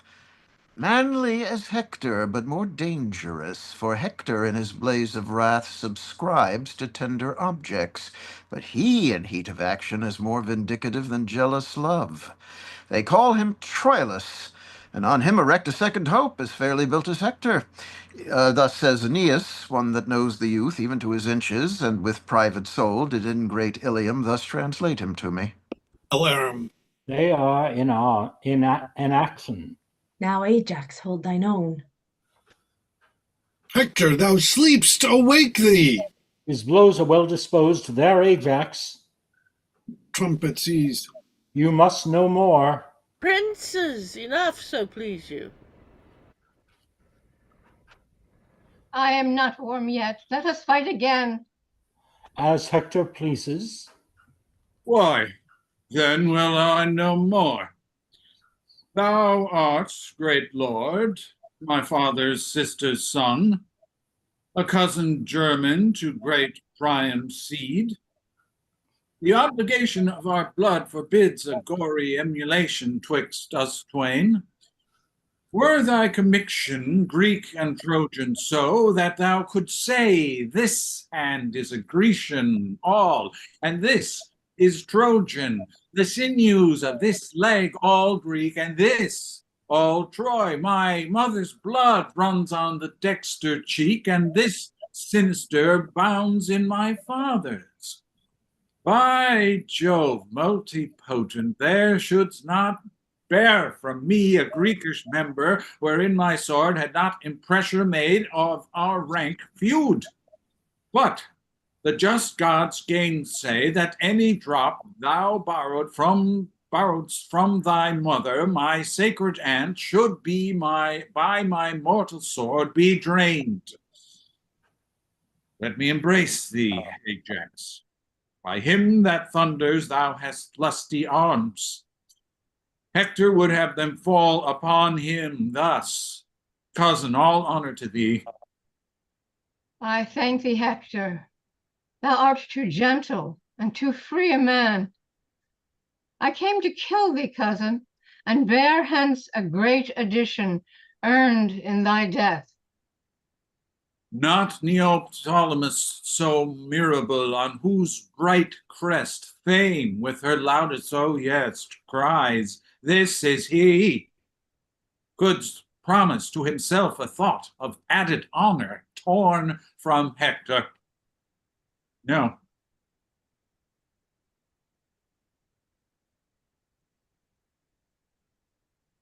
There is expectance here from both the sides. What further you will do? We'll answer it. The issue is embracement. Ajax, farewell. If I might in entreaties find success, as seld I have the chance, I would desire my famous cousin to our Grecian tent. 'Tis Agamemnon's wish, and great Achilles doth long to see unarmed the valiant Hector. Aeneas, call my brother Troilus to me, and signify this loving interview to the expectors of our Trojan part. Desire them home. Give me thy hand, my cousin. I will go eat with thee and see your knights. Enter Agamemnon and the rest. Great Agamemnon comes to meet us here. The worthiest of them, tell me name by name. But for Achilles, mine own searching eyes shall find him by his large and portly size. Worthy of arms, as welcome as to one that would be rid of such an enemy, but that's no welcome. Understand more clear. What's past and what's to come is strewed with husks and formless ruin of oblivion. But in this extant moment, faith and troth strained purely from all hollow bias drawing, bids thee with most divine integrity from heart of very heart, great Hector, welcome. I thank thee, most imperious Agamemnon. My well-famed lord of Troy, no less to you. Are you muted? Let me confirm my princely brother's greeting, you brace of warlike brothers. Welcome hither. Who must we answer? The noble Menelaus. Oh, you, my lord, by Mars, his gauntlet thanks. Mock not that I affect the untraded oath. Your quondam wife swears still by Venus' glove she's well, but bade me not to commend her to you. Name her not now, sir. She's a deadly theme. Pardon, I offend. I have, thou gallant Troyan, seen thee oft, laboring for destiny, make cruel way through ranks of Greekish youth, and I have seen thee as hot as Perseus, spur thy Phrygian steed, and seen thee scorning forfeits and subduements, when thou hast hung thy advanced sword in the air, not letting it decline, on the declined, that I have said unto my standers by, Lo, Jupiter is yonder, dealing life. And I have seen thee pause, and take thy breath, when that a ring of Greeks have hemmed thee in, like an Olympian wrestling. This have I seen, but this thy countenance, still locked in steel, I never saw till now. I knew thy grandsire, and once fought with him. He was a soldier good, but by great Mars, the captain of us all, never like thee. Let an old man embrace thee, and, worthy warrior, welcome to our tents. 'Tis the old Nestor. Let me embrace thee, good old chronicle, that has so long walked hand in hand with time. Most reverend Nestor, I am glad to clasp thee. I would my arms could match thee in contention, as they contend with thee in courtesy. I would they could. Ha! By this white beard I'd fight with thee tomorrow. Well, welcome, welcome. I have seen the time. I wonder now how yonder city stands when we have here her base and pillar by us. I know your favor, Lord Ulysses, well. Ah, sir, there's many a Greek and Troyan dead since first I saw yourself, and Diomed and Ilion on your Greekish embassy. Sir, I foretold you then what would ensue. My prophecy is but half his journey yet. For yonder walls that pertly front your town, yon towers whose wanton tops do bust the clouds, must kiss their own feet. I must not believe you. There they stand yet, and modestly I think the fall of every Phrygian stone will cost a drop of Grecian blood. The end crowns all, and that old common arbiter time will one day end it. So to him we leave it. Most gentle and most valiant Hector, welcome. After the general, I beseech you next to feast with me and see me at my tent. I shall forestall thee, Lord Ulysses, thou. Now, Hector, I have fed mine eyes on thee. I have with exact view perused thee, Hector, and quoted joint by joint. Is this Achilles? I am Achilles. Stand fair, I prithee, let me look on thee. Behold thy fill. Nay, I have done already. Thou art too brief. I will the second time, as I would by thee, view thee limb by limb. Oh, like a book of sport, thou'lt read me o'er. But there's more in me than thou understandest. Why dost thou so press me with thine eye? Tell me, you heavens, in which part of his body shall I destroy him? Whether there, or there, or there, that I may give the local wound a name, and make distinct the very breach whereout Hector's great spirit flew. Answer me, heavens. Ah, it would discredit the blessed gods, proud man, to answer such a question. Stand again. Thinkest thou to catch my life so pleasantly as to prenominate in nice conjecture where thou wilt hilt me dead? I tell thee, yea. Wert thou the oracle to tell me so, I'll not believe thee. Henceforth guard thee well, for I'll not kill thee there, not there, nor there, but by the forge that stythied Mars his helmet. I'll kill thee everywhere, yea, or and or. You, wisest Grecians, pardon me this brag. His insolent draws folly from my lips, but I'll endeavor deeds to match these words, or may I never. Do not chafe thee, cousin, and you, Achilles. Let these threats alone till accident or purpose bring you to it. You may every day enough of Hector, if you have stomach. The general state, I fear, can scarce entreat you to be odd with him. I pray you let us see you in the field. We have had a pelting wars since you refused the Grecian cause. What dost thou entreat me, Hector? Tomorrow do I meet thee, fell as death. Tonight, all friends. Thy hand upon that match. First, all you peers of Greece, go to my tent. There in the full convive, we. Afterwards, as Hector's leisure and your bounty shall concur together, severally entreat him. Beat loud the tabourines, let the trumpets blow, that this great soldier may his welcome know. Exeunt. My lord Ulysses, tell me, I do beseech you, in what place of the field doth Calchas keep? At Menelaus' tent, most princely Troilus, there Diomed doth feast with him tonight, who neither looks upon the heaven nor earth, but gives all gaze and bent of amorous view on the fair Cressida.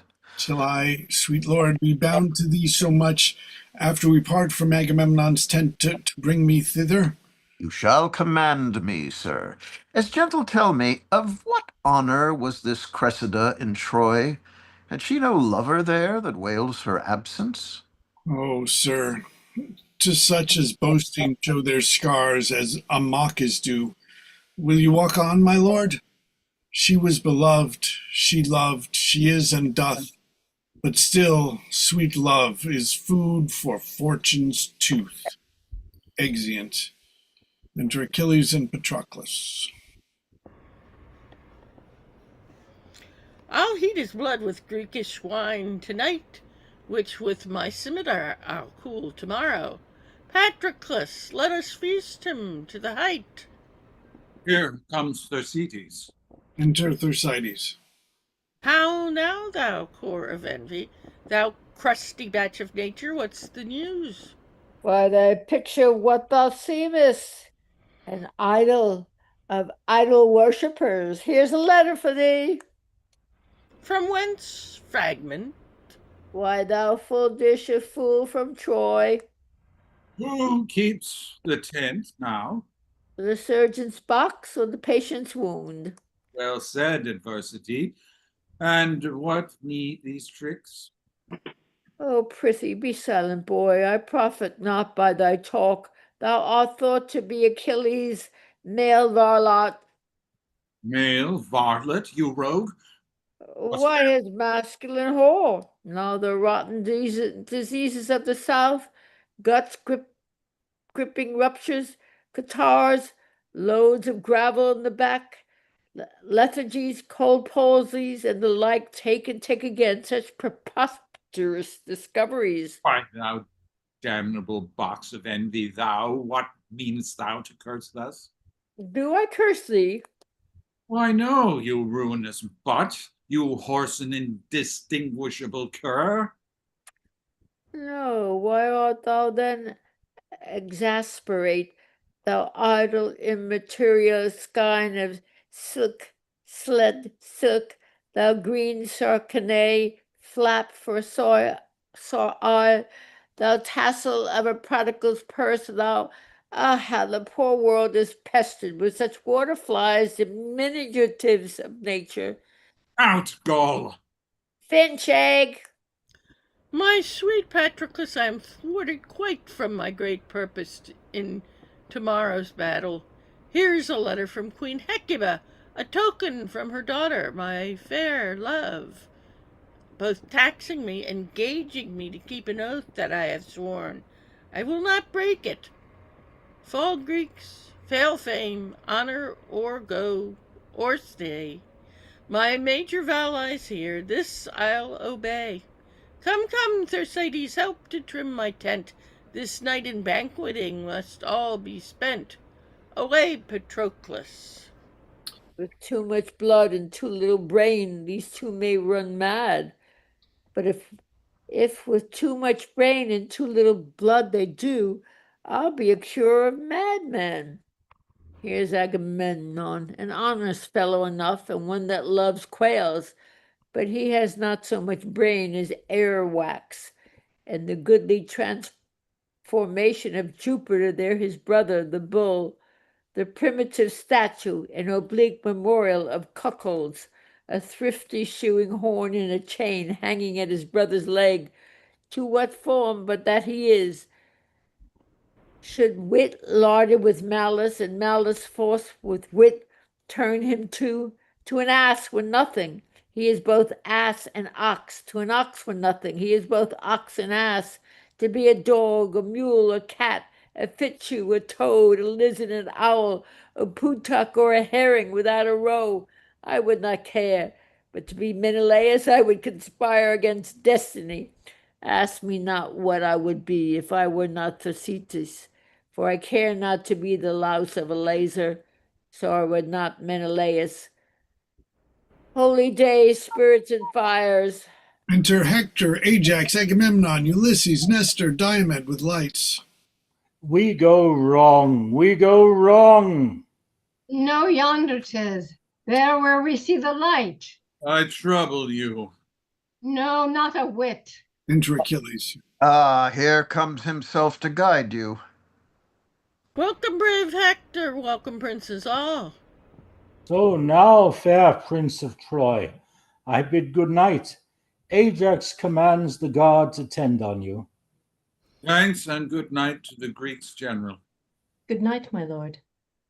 Good night, sweet Menelaus. Thersites, you're still there. Oh, I'm sorry. Where are we? Uh, Where are we? What page? 31. Oh, there. I see. I see. That same Diomedes, a false-hearted rogue, a most unjust knave. Sweet I will know draft, more. What? 131. Yeah, but that's Sweet I'll draft. look back. I'm sorry. Sweet drought, sweet quoth, sweet sink, sweet sure. Good night and welcome both at once to those that go or tarry. Good night. Old Nestor tarries, and you too, Diomed? Keep Hector company an hour or two. I cannot, lord. I have important business, the tide whereof is now. Good night, great Hector. Give me your hand. Follow his torch. He goes to Calchas' tent. I'll keep you company. Sweet sir, you honor me. And so good night. Come, come, enter my tent. Exeunt. That same Diomedes, a false-hearted rogue, a most unjust knave. I will no more trust him when he leers, and I will a serpent when he hisses.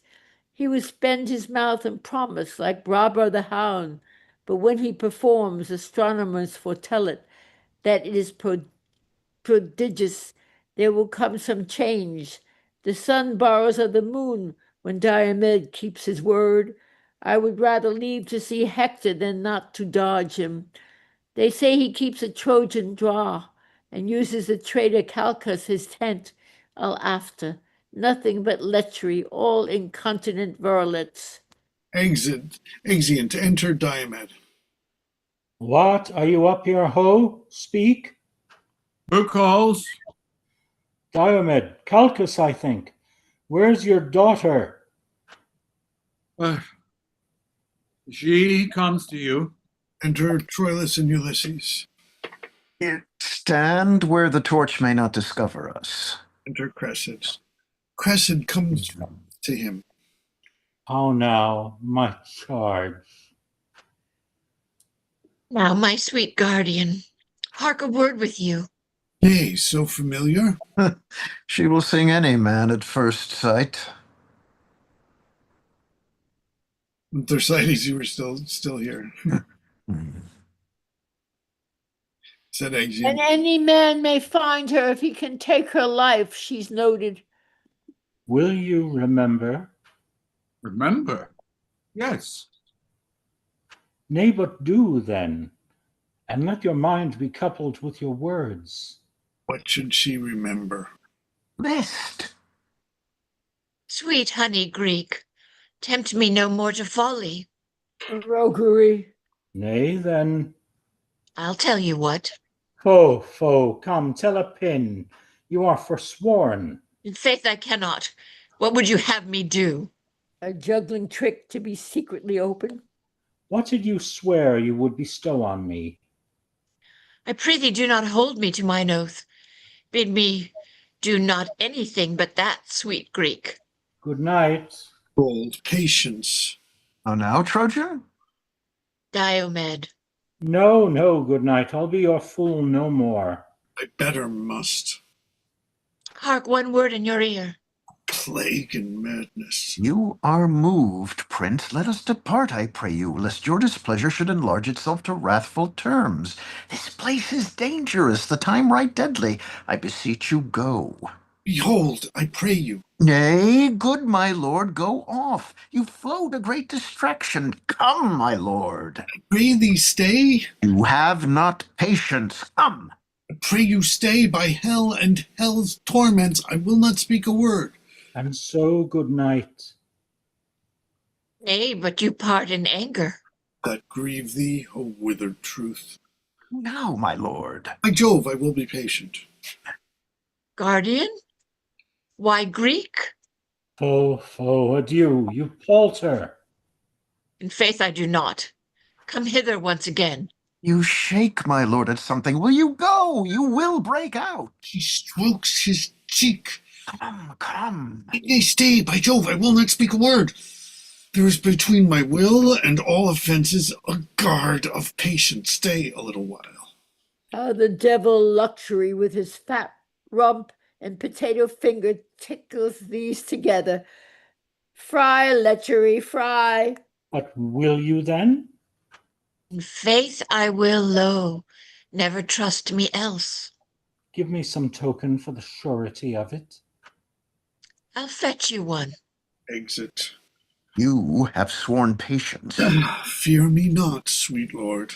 I will not be myself, nor have cognition of what I feel. I am all patience. Cressida. Now the pledge. Now. Here, Diomed. Keep this sleeve. Beauty, where is thy faith? My lord. Will be patient. Outwardly I will. You look upon that sleeve? Behold it well. He loved me. Oh, false wench, give't me again. Whose was it? It is no matter now I have't again. I will not meet with you tomorrow night. I prithee, Diomed, visit me no more. Now she sharpened. Well said, Whetstone. I shall have it. What, this? Aye, that. Oh, you gods! Oh, pretty, pretty pledge! Thy master now lies thinking in his bed of thee and me, and sighs and takes my glove, and gives memorial dainty kisses to it, as I kiss thee.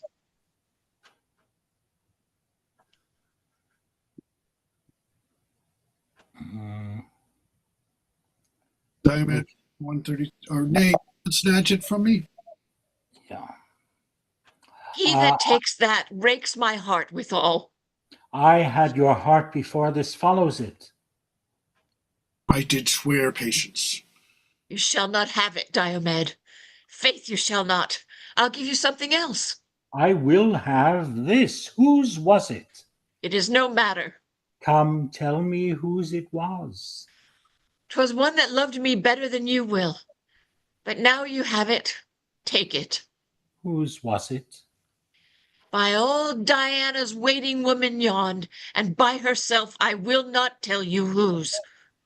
Tomorrow will I wear it on my helm and grieve his spirit that dares not challenge it. Wert thou the devil, and worst it on thy horn, it should be challenged. Well, well, 'tis done, 'tis past, and yet it is not. I will not keep my word. Why then farewell, thou never shalt mock Diomed again. You shall not go. One cannot speak a word, but it straight starts you. I do not like this fooling. Silence. Oh, nor I, by Pluto, but that likes not me pleases me best. What, shall I come? The hour. I come. Oh, Jove, do come. I shall be plagued. Farewell till then. Exit. Good night. I prithee come. Troilus, farewell. One eye yet looks on thee, but with my heart the other eye doth see. Ah, poor our sex! This fault in thus I find. The error of our eye directs our mind. What error leads must err. Oh, then conclude. Minds swayed by eyes are full of turpitude. A proof of strength she could not publish more, unless she say my mind is now turned whore. All's done, my lord. It is. Why stay we then? To make a recordation to my soul of every syllable that here was spoke. But if I tell how these two did co-act, shall I not lie in publishing a truth? Sith yet there is a credence in my heart, an esperance so obstinately strong that doth invert the test of eyes and ears, as if those organs had deceptious functions, created only to calumniate. Was Cressida here? I cannot conjure, Trojan. She was not sure. Most sure she was. Why, my negation hath no taste of madness. Nor mine, my lord. Cressida was here but now. Let it not be believed. For womanhood, think we had mothers? Do not give advantage to stubborn critics, apt without a theme for deprivation to square the general sex by Cressida's rule. Rather think this not Cressida. What hath she done, prince, that can soil our mothers? Nothing at all, unless that this were she. Will he swagger himself out on his own eyes? This is she. No, this is Diomed's Cressida. If beauty have a soul, this is not she. If souls guide vows, if vows are sanctimony, if sanctimony be the god's delight, if there be rule in unity itself, this is not she. Oh, madness of discourse! That cause sets up with and against thyself by foul authority. Where reason can revolt without perdition, and loss assume all reason without revolt. This is and is not Cressida. Within my soul there doth conduce a fight of this strange nature, that a thing inseparate divides more wider than the sky and earth, and yet the spacious breadth of this division admits no orifice for a point as subtle as Ariadne's broken woof to enter. Instance, oh instance, strong as Pluto's gates, Cressida is mine, tied with the bonds of heaven. Instance, oh instance, strong as heaven itself. The bonds of heaven are slipped, dissolved, and loosed, and with another knot 5-finger tied, the fractions of her faith, orts of her love, the fragments, scraps, the bits and greasy relics of her o'er-eaten faith are bound to Diomed. May worthy Troilus be half attached with that which here his passion doth express? High Greek, and that shall be divulged well, in characters as red as Mars. His heart inflamed with Venus, Never did a young man fancy with so eternal and so fixed a soul. Hark, Greek, as much as I do Cressida love, so much by weight hate I her Diomed. That sleeve is mine, that he'll bear in his helm. Were it a cast composed by Vulcan's skill, my sword should bite it, not the dreadful spout when shipmen do the hurricano call, constrained in mass by the mighty fen, shall dizzy with more clamor Neptune's ear in his descent than shall my prompted sword falling on Diomed. He'll tickle it for his concubine. Oh, Cressid! Oh, false Cressid! False, false, false! Let all untruths stand by thy stained name, and they'll seem glorious. Oh, contain yourself. Your passion draws ears hither. Enter Aeneas.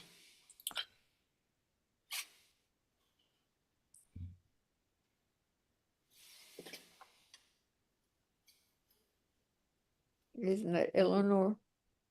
She's coming. I've been seeking you this hour, my lord. Hector by this is arming him in Troy. Ajax, your guard, stays to conduct you home. Have with you, princes. My courteous lord, adieu. Farewell, revolted fair, and Diomed, stand fast and wear a castle on thy head. I'll bring you to the gate. Accept distracted thanks. Exeunt Troilus, Aeneas, and Ulysses. Would I could meet that rogue Diomed. I would croak like a raven. I would bode. Patroclus would give me anything for the intelligence of this whore. The parrot will not do more for an almond than he for a commodious drab. Lechery, still wars and lechery. Nothing else holds fashion. A burnal devil take them. Enter Hector and Andromache. When was my lord so ungently tempered to stop his ears against admonishment? Unarm, and do not fight today. You train me to offend you. Get you gone. By the everlasting gods I'll go. And my dreams will sure prove ominous to the day. No more, I say. Enter Cassandra. Where is my brother Hector? Here, sister, armed and bloody in intent. Consort with me in loud and dear petition. Pursue we him on knees, for I have dreamt of bloody turbulence, and this whole night hath nothing been but shapes and forms of slaughter. Oh, 'tis true. Go, bid my trumpets sound. Oh, no notes of Sally for the heavens, sweet brother. Gone, I say. The gods have heard me swear. The gods are deaf to hot and peevish vows. They are polluted offerings, more abhorrent than spotted livers in the sacrifice. Oh, be persuaded, do not count it holy to hurt by being just. It is as lawful, for we would give much to as violent thefts, and rob it in the behalf of charity. It is the purpose that makes strong the vow, but vows to every purpose must not hold. Unarmed, sweet Hector. Hold you still, I say. Mine honor keeps the weather of my fate. Life every man holds dear, but the dear man holds honor, far more precious, dear than life. Enter Troilus. How now, young man, meanest thou to fight today? Cassandra, call my father to persuade. Cassandra. Oh, faith, young Troilus, doff thy harness, youth. I am today in the vein of chivalry. Let grow thy sinews till their knots be strong, and tempt not yet the brushes of the war.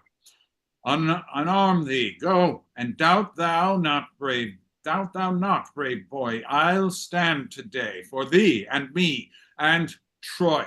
Brother, you have a vice of mercy in you, which better fits a lion than a man. Vice is that? Good Troilus, chide me for it. When many times the captive Grecian falls, even in the fan and wind of your fair sword, you bid them rise and live. 'Tis fair play. Fool's play, by heaven, Hector. Oh no, oh no.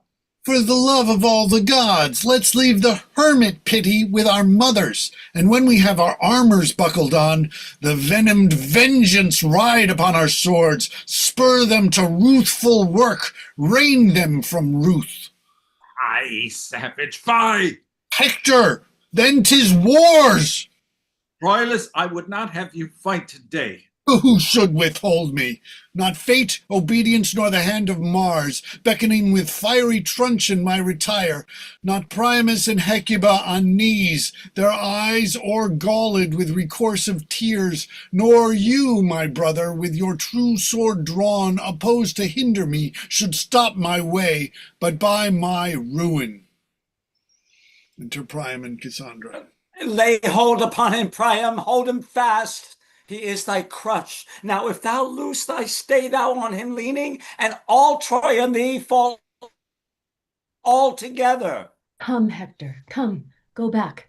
Thy wife hath dreamt, thy mother hath had visions. Cassandra doth foresee, and I myself am like a prophet suddenly enwrapped, to tell thee that this day is ominous. Therefore come back.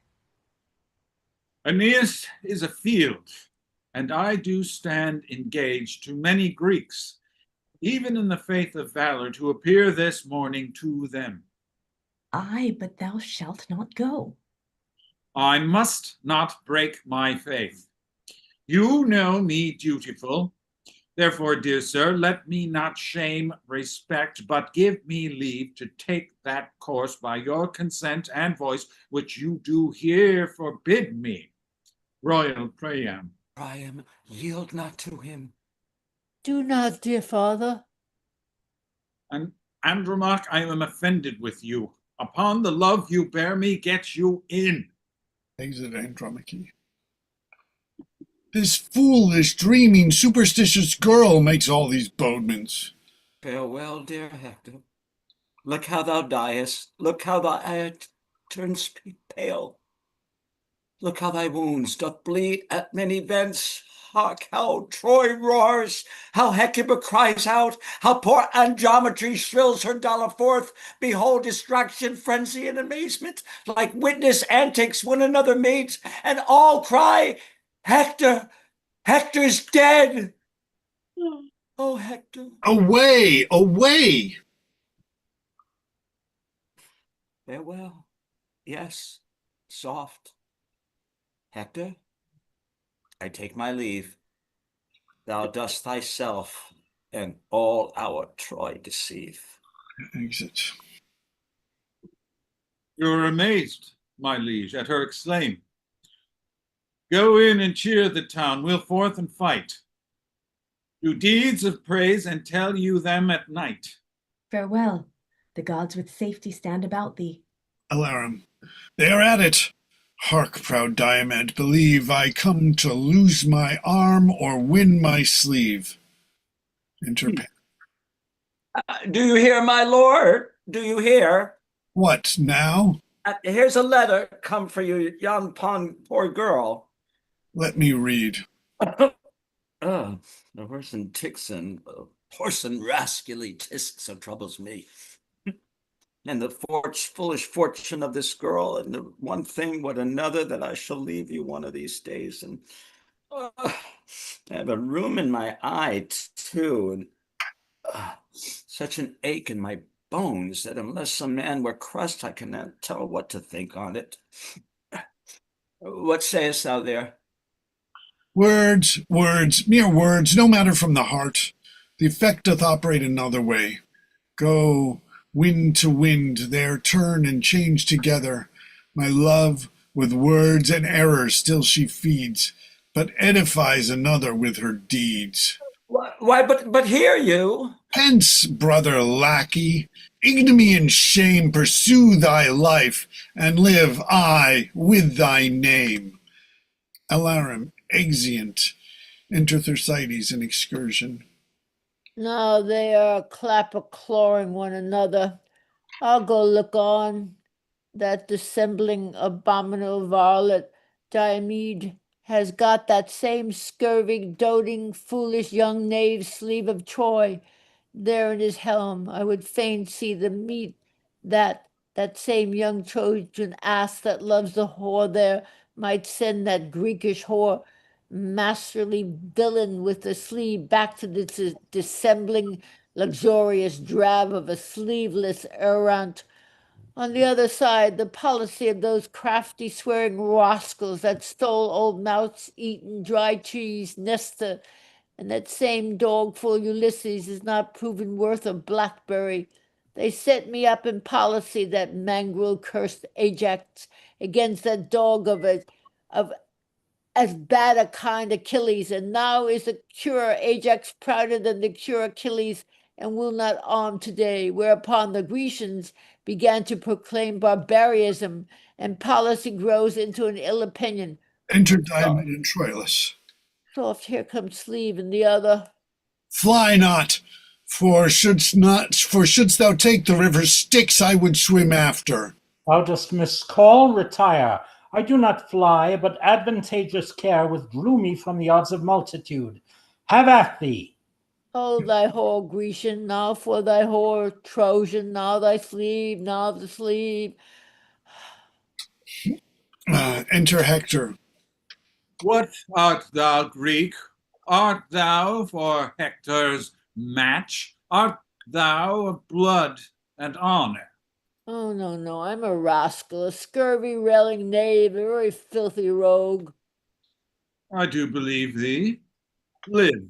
Oh, God of mercy, that thou wilt believe me, but a plague break thy neck for frightening me. What's become of the wretched rogues? I think they have swallowed one another. I would laugh at that miracle. Oh, yet in the salt lechery eats itself. I'll seek them. Exit. Enter Diomed and servants. Go, go, my servant. Take thou Troilus' horse. Present the fair steed to my lady Cressida. Fellow, commend my service to her beauty. Tell her I have chastised the amorous Trojan, and am her knight by proof.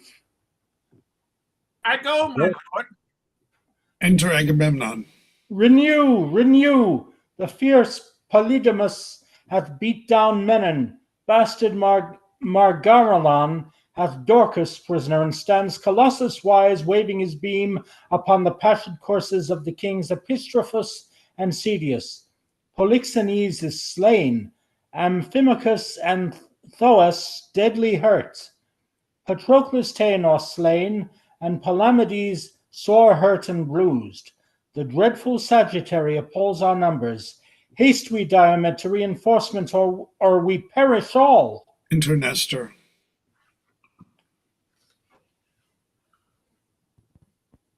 Bear Patroclus' body to Achilles, and bid the snail-paced Ajax arm for shame. There is 1,000 Hectors in the field. Now here he fights on Galathus' horse, and there lacks work. Anon he's there afoot, and there they fly or die like scaled skulls before the belching whale.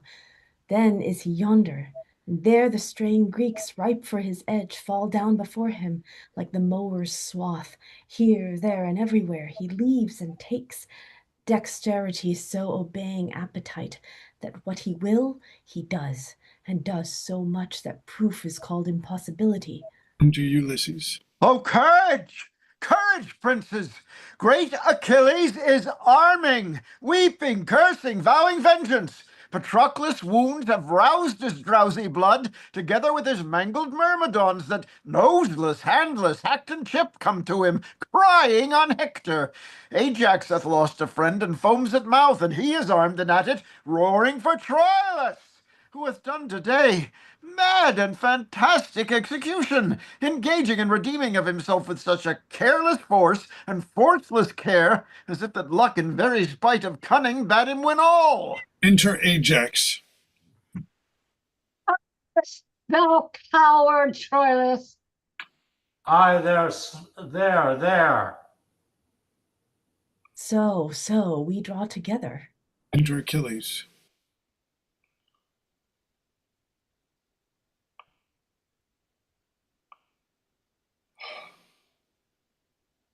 Eleanor?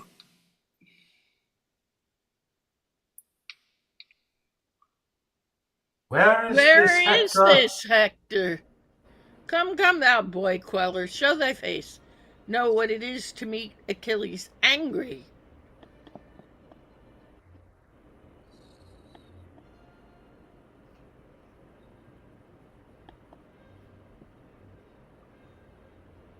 Hector, where's Hector? I will none but Hector. Enter Ajax. Troilus, thou coward, Troilus, show thy head. Enter Diomed. Troilus, I say, where's Troilus? What wouldst thou? I would correct him. Were I the general, thou shouldst have my office ere that correction. Troilus, I say. What, Troilus? Enter Troilus. O traitorous Diomed, turn thy false face, thou traitor, and pay thy life thou owest me for my horse.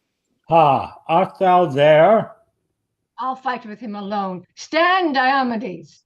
Is my prize I will not look upon. Come, both you cogging Greeks, have at you both. Exit Troilus. Enter Hector. Yea, Troilus. Oh, well fought, my youngest brother. Enter Achilles. And now do I see thee. Have at thee, Hector. Pause, if thou wilt. I do disdain thy courtesy, proud Trojan. I be happy that my arms are out of use. My rest and negligence befriends thee now, but thou anon shall hear of me again. Till when? Go seek thy fortune. Fare thee well. I would have been much more a fresher man had I expected thee. How now, my brother? Enter Troilus. Ajax hath taken Aeneas, shall it be? No, by the flame of yonder glorious heaven, he shall not carry him. I'll be ta'en too, or bring him off. Fate, hear me what I say. I reek not, though thou end my life today. Stand, stand, thou Greek. Thou art a goodly mark. No, wilt thou not? I like thy armor well. I'll frush it and unlock the rivets all, but I'll be master of it. Wilt thou not, beast, abide? Why, then fly on. I'll hunt thee for thy hide. Enter Achilles with Myrmidons. Come here about me, you my myrmidons. Mark what I say, attend me where I will. Strike not a stroke, but keep yourselves in breath. And when I have the bloody Hector found, impale him with your weapons round about. In fellest manner execute your arm. Follow me, sirs, and my proceedings I. It is decreed Hector the Great must die. Exit. Enter Thersites, Menelaus, and Paris. The cuckold and the cuckold maker are at it. Now bull, now dog. Lo, Paris, lo. Now my double hen sparrow. Lo, Paris, lo. The bull has the game. War horns, ho! Exit Paris and Menelaus. Enter Bastard. Turn slave and fight. What art thou? A bastard son of Priam's. I am a bastard too. I love bastards. I am a bastard begot, bastard instructed, bastard in mind, bastard in valor, in everything illegitimate. One bear will not bite another, and wherefore should one bastard? Take heed, the quarrel is most ominous to us. If the son of whore fight for a whore, he tempts judgment. Farewell, bastard. The devil take thee, coward. Exeunt. Enter Hector. Most purified core, so fair without, thy goodly armor thus hast cost thy life. Now is my day's work done. I'll take good breath. Rest, sword, thou hast thy fill of blood and death. Enter Achilles and his myrmidons. Look, Hector, how the sun begins to set, how ugly night comes breathing at his heels, even with the veil and darkening of the sun to close the day up. Hector's life is done. I am unarmed. Forgo this vantage, Greek. Strike, fellows, strike, this is the man I seek. So, Ilion, fall thou, now Troy sink down. Here lies thy heart, thy sinews, and thy bone. On Myrmidons cry you all, amain. Achilles hath the mighty Hector slain. Retreat. Hark, a retreat upon our Grecian part. The Trojan trumpet sounds the like, my lord. The dragon wing of night o'erspreads the earth, and stickler like the army separates. My half-supped sword that frankly would have fed, pleased with this dainty bed, thus goes to bed. Come, tie his body to my horse's tail. Along the field I will the Trojan trail. Exeunt. Sound retreat. Shout.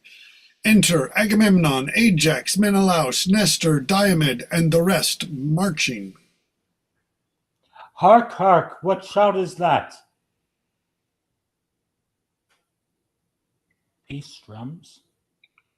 Peace drums. Achilles. Achilles, Hector Hector slain, Achilles. The bruit is Hector slain, and by Achilles. If it be so, yet bragless let it be. Great Hector was a man as good as he. March patiently along. Let one be sent to pray Achilles see us at our tent. If in his death the gods have us befriended, great Troy is ours, and our sharp wars are ended. Exeunt. Enter Aeneas, Paris, Antenor, and Deiphobus.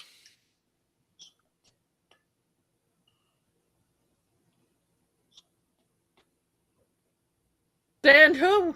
Yet are we masters of the field. Never go home. Here starve we out the night. Enter Troilus.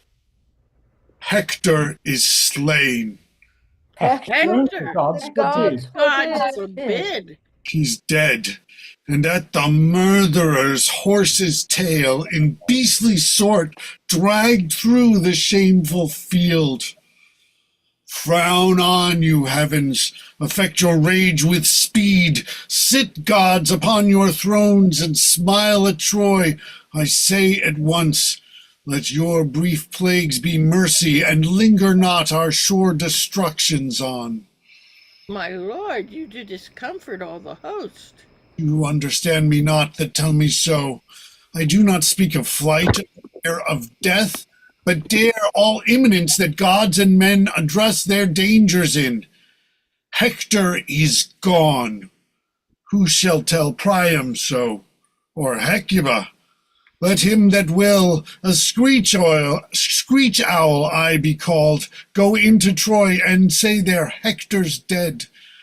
There is a word, will Priam turn to stone, make wells and Niobes of the maids and wives, cool statues of the youth, and in a word, scare Troy out of itself. But march away. Hector is dead. There is nothing more to say. Stay yet, you vile, abominable tents, thus proudly pite upon our Phrygian plains. Let Titan rise as early as he dare. I'll through and through you, thou great-sized coward. No space of earth shall sunder our two hates. I'll haunt thee like a wicked conscience still, that mouldeth goblins swift as frenzy's thoughts. Strike a free match to Troy, with comfort go. Hope of revenge shall hide our inward woe. But hear you. Hence, broker, lackey, ignominy and shame pursue thy life, and live I with thy name. Goodly medicine for my aching bones. Oh, world. Thus is the poor agent despised. Oh, traders and bawds, how earnestly are you set a work, and how ill requited! Why should our endeavor be so desired, and the performance so loathed?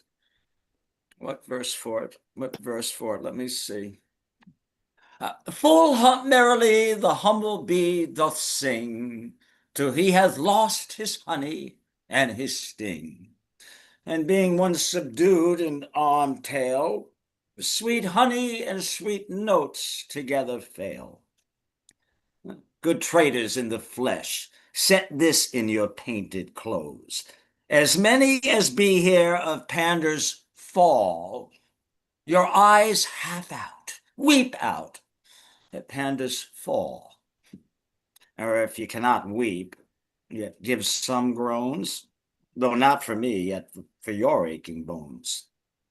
Brethren and sister of the hold door trade, some 2 months hence my will shall there be made. It should be now, but that my fear is this, some galled goose of Winchester would hiss. Till then, I'll sweat and seek out bout for eases, and at that time bequeath you my diseases. Excellent. End of play. Bravo, bravo. Thank you. Thank you all very much. We got through it. As again, I'm Bravo. sorry we were late getting started, but and it is now after 11:30s. But I know. thank you We did it in so much. 2.5 hours. Really excellent work. Thank you. Thank you. I had an epiphany though. I have to just, because I have seen Cressida a totally different way. And this time I realized, in the whole light of everything that's going on with the Epsteins and everything, I just thought, what else was she expected to do when she's like thrown into this? You know, she wasn't going to last long. She was fighting them off with words, but it wasn't going to, I don't know. I feel excited. You got it. It's a thousands of year old story. It's a very ancient story. I know, but I see it differently it's gotten now. worse in many ways, even though Yes, we it think has it's gotten gotten better.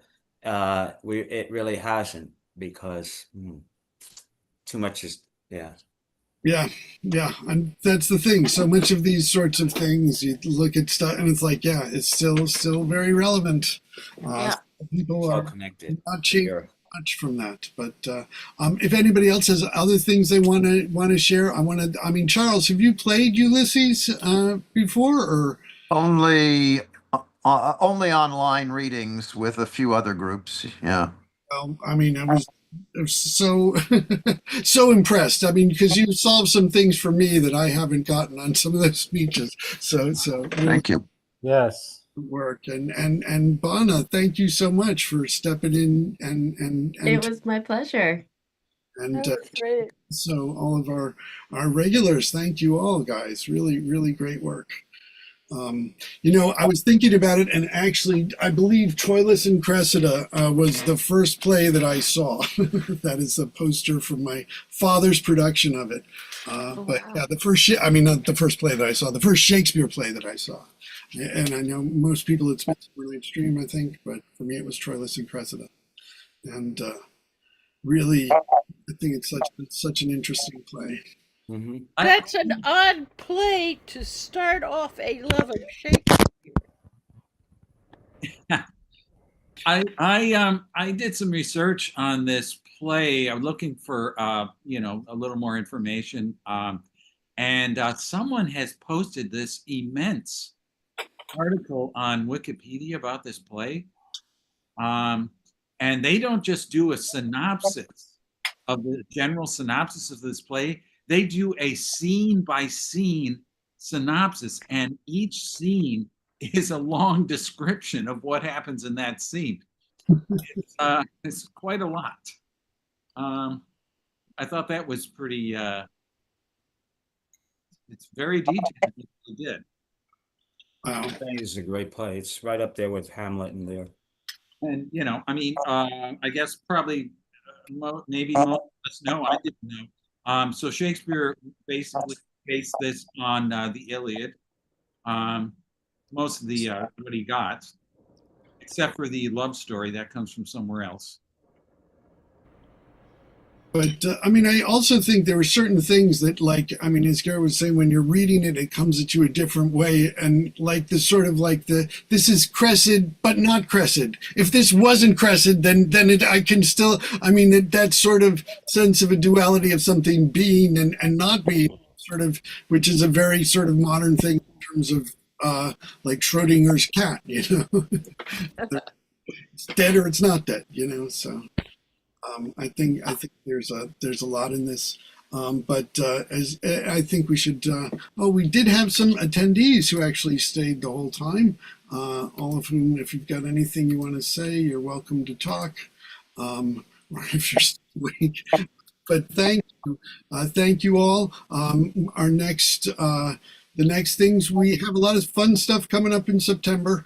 On a week from today, next Thursday, we'll have an open forum Shakespeare. Bring some of your favorite Shakespeare. If there's something from this you want to come back and share again and talk about, that would be great. Or other things related to Shakespeare work, and just other things where if you want to share info on how to make these Zoom things go a little smoother. And then the Saturday after that, the 5th, will be Zoom Measure for Measure, which I will also be playmastering. And I don't know, I mean, I still haven't really been thinking about casting yet. So, but let me know if you're available and interested. And then the next 2 Saturdays, we'll have in-person readings. We'll have Hamlet on September 12th up at the Bloomingdale branch that Matt Bogan is playmastering. For those in New York, if you could reach out to him. And then on the 19th at the Yorkville branch, we're doing Pericles, which I am playmastering. So, and anyone, if you want to find out about us, email instantshakespeare@gmail.com. So, thank you all so much. Okay, thank you. Thank you. I'm interested in measuring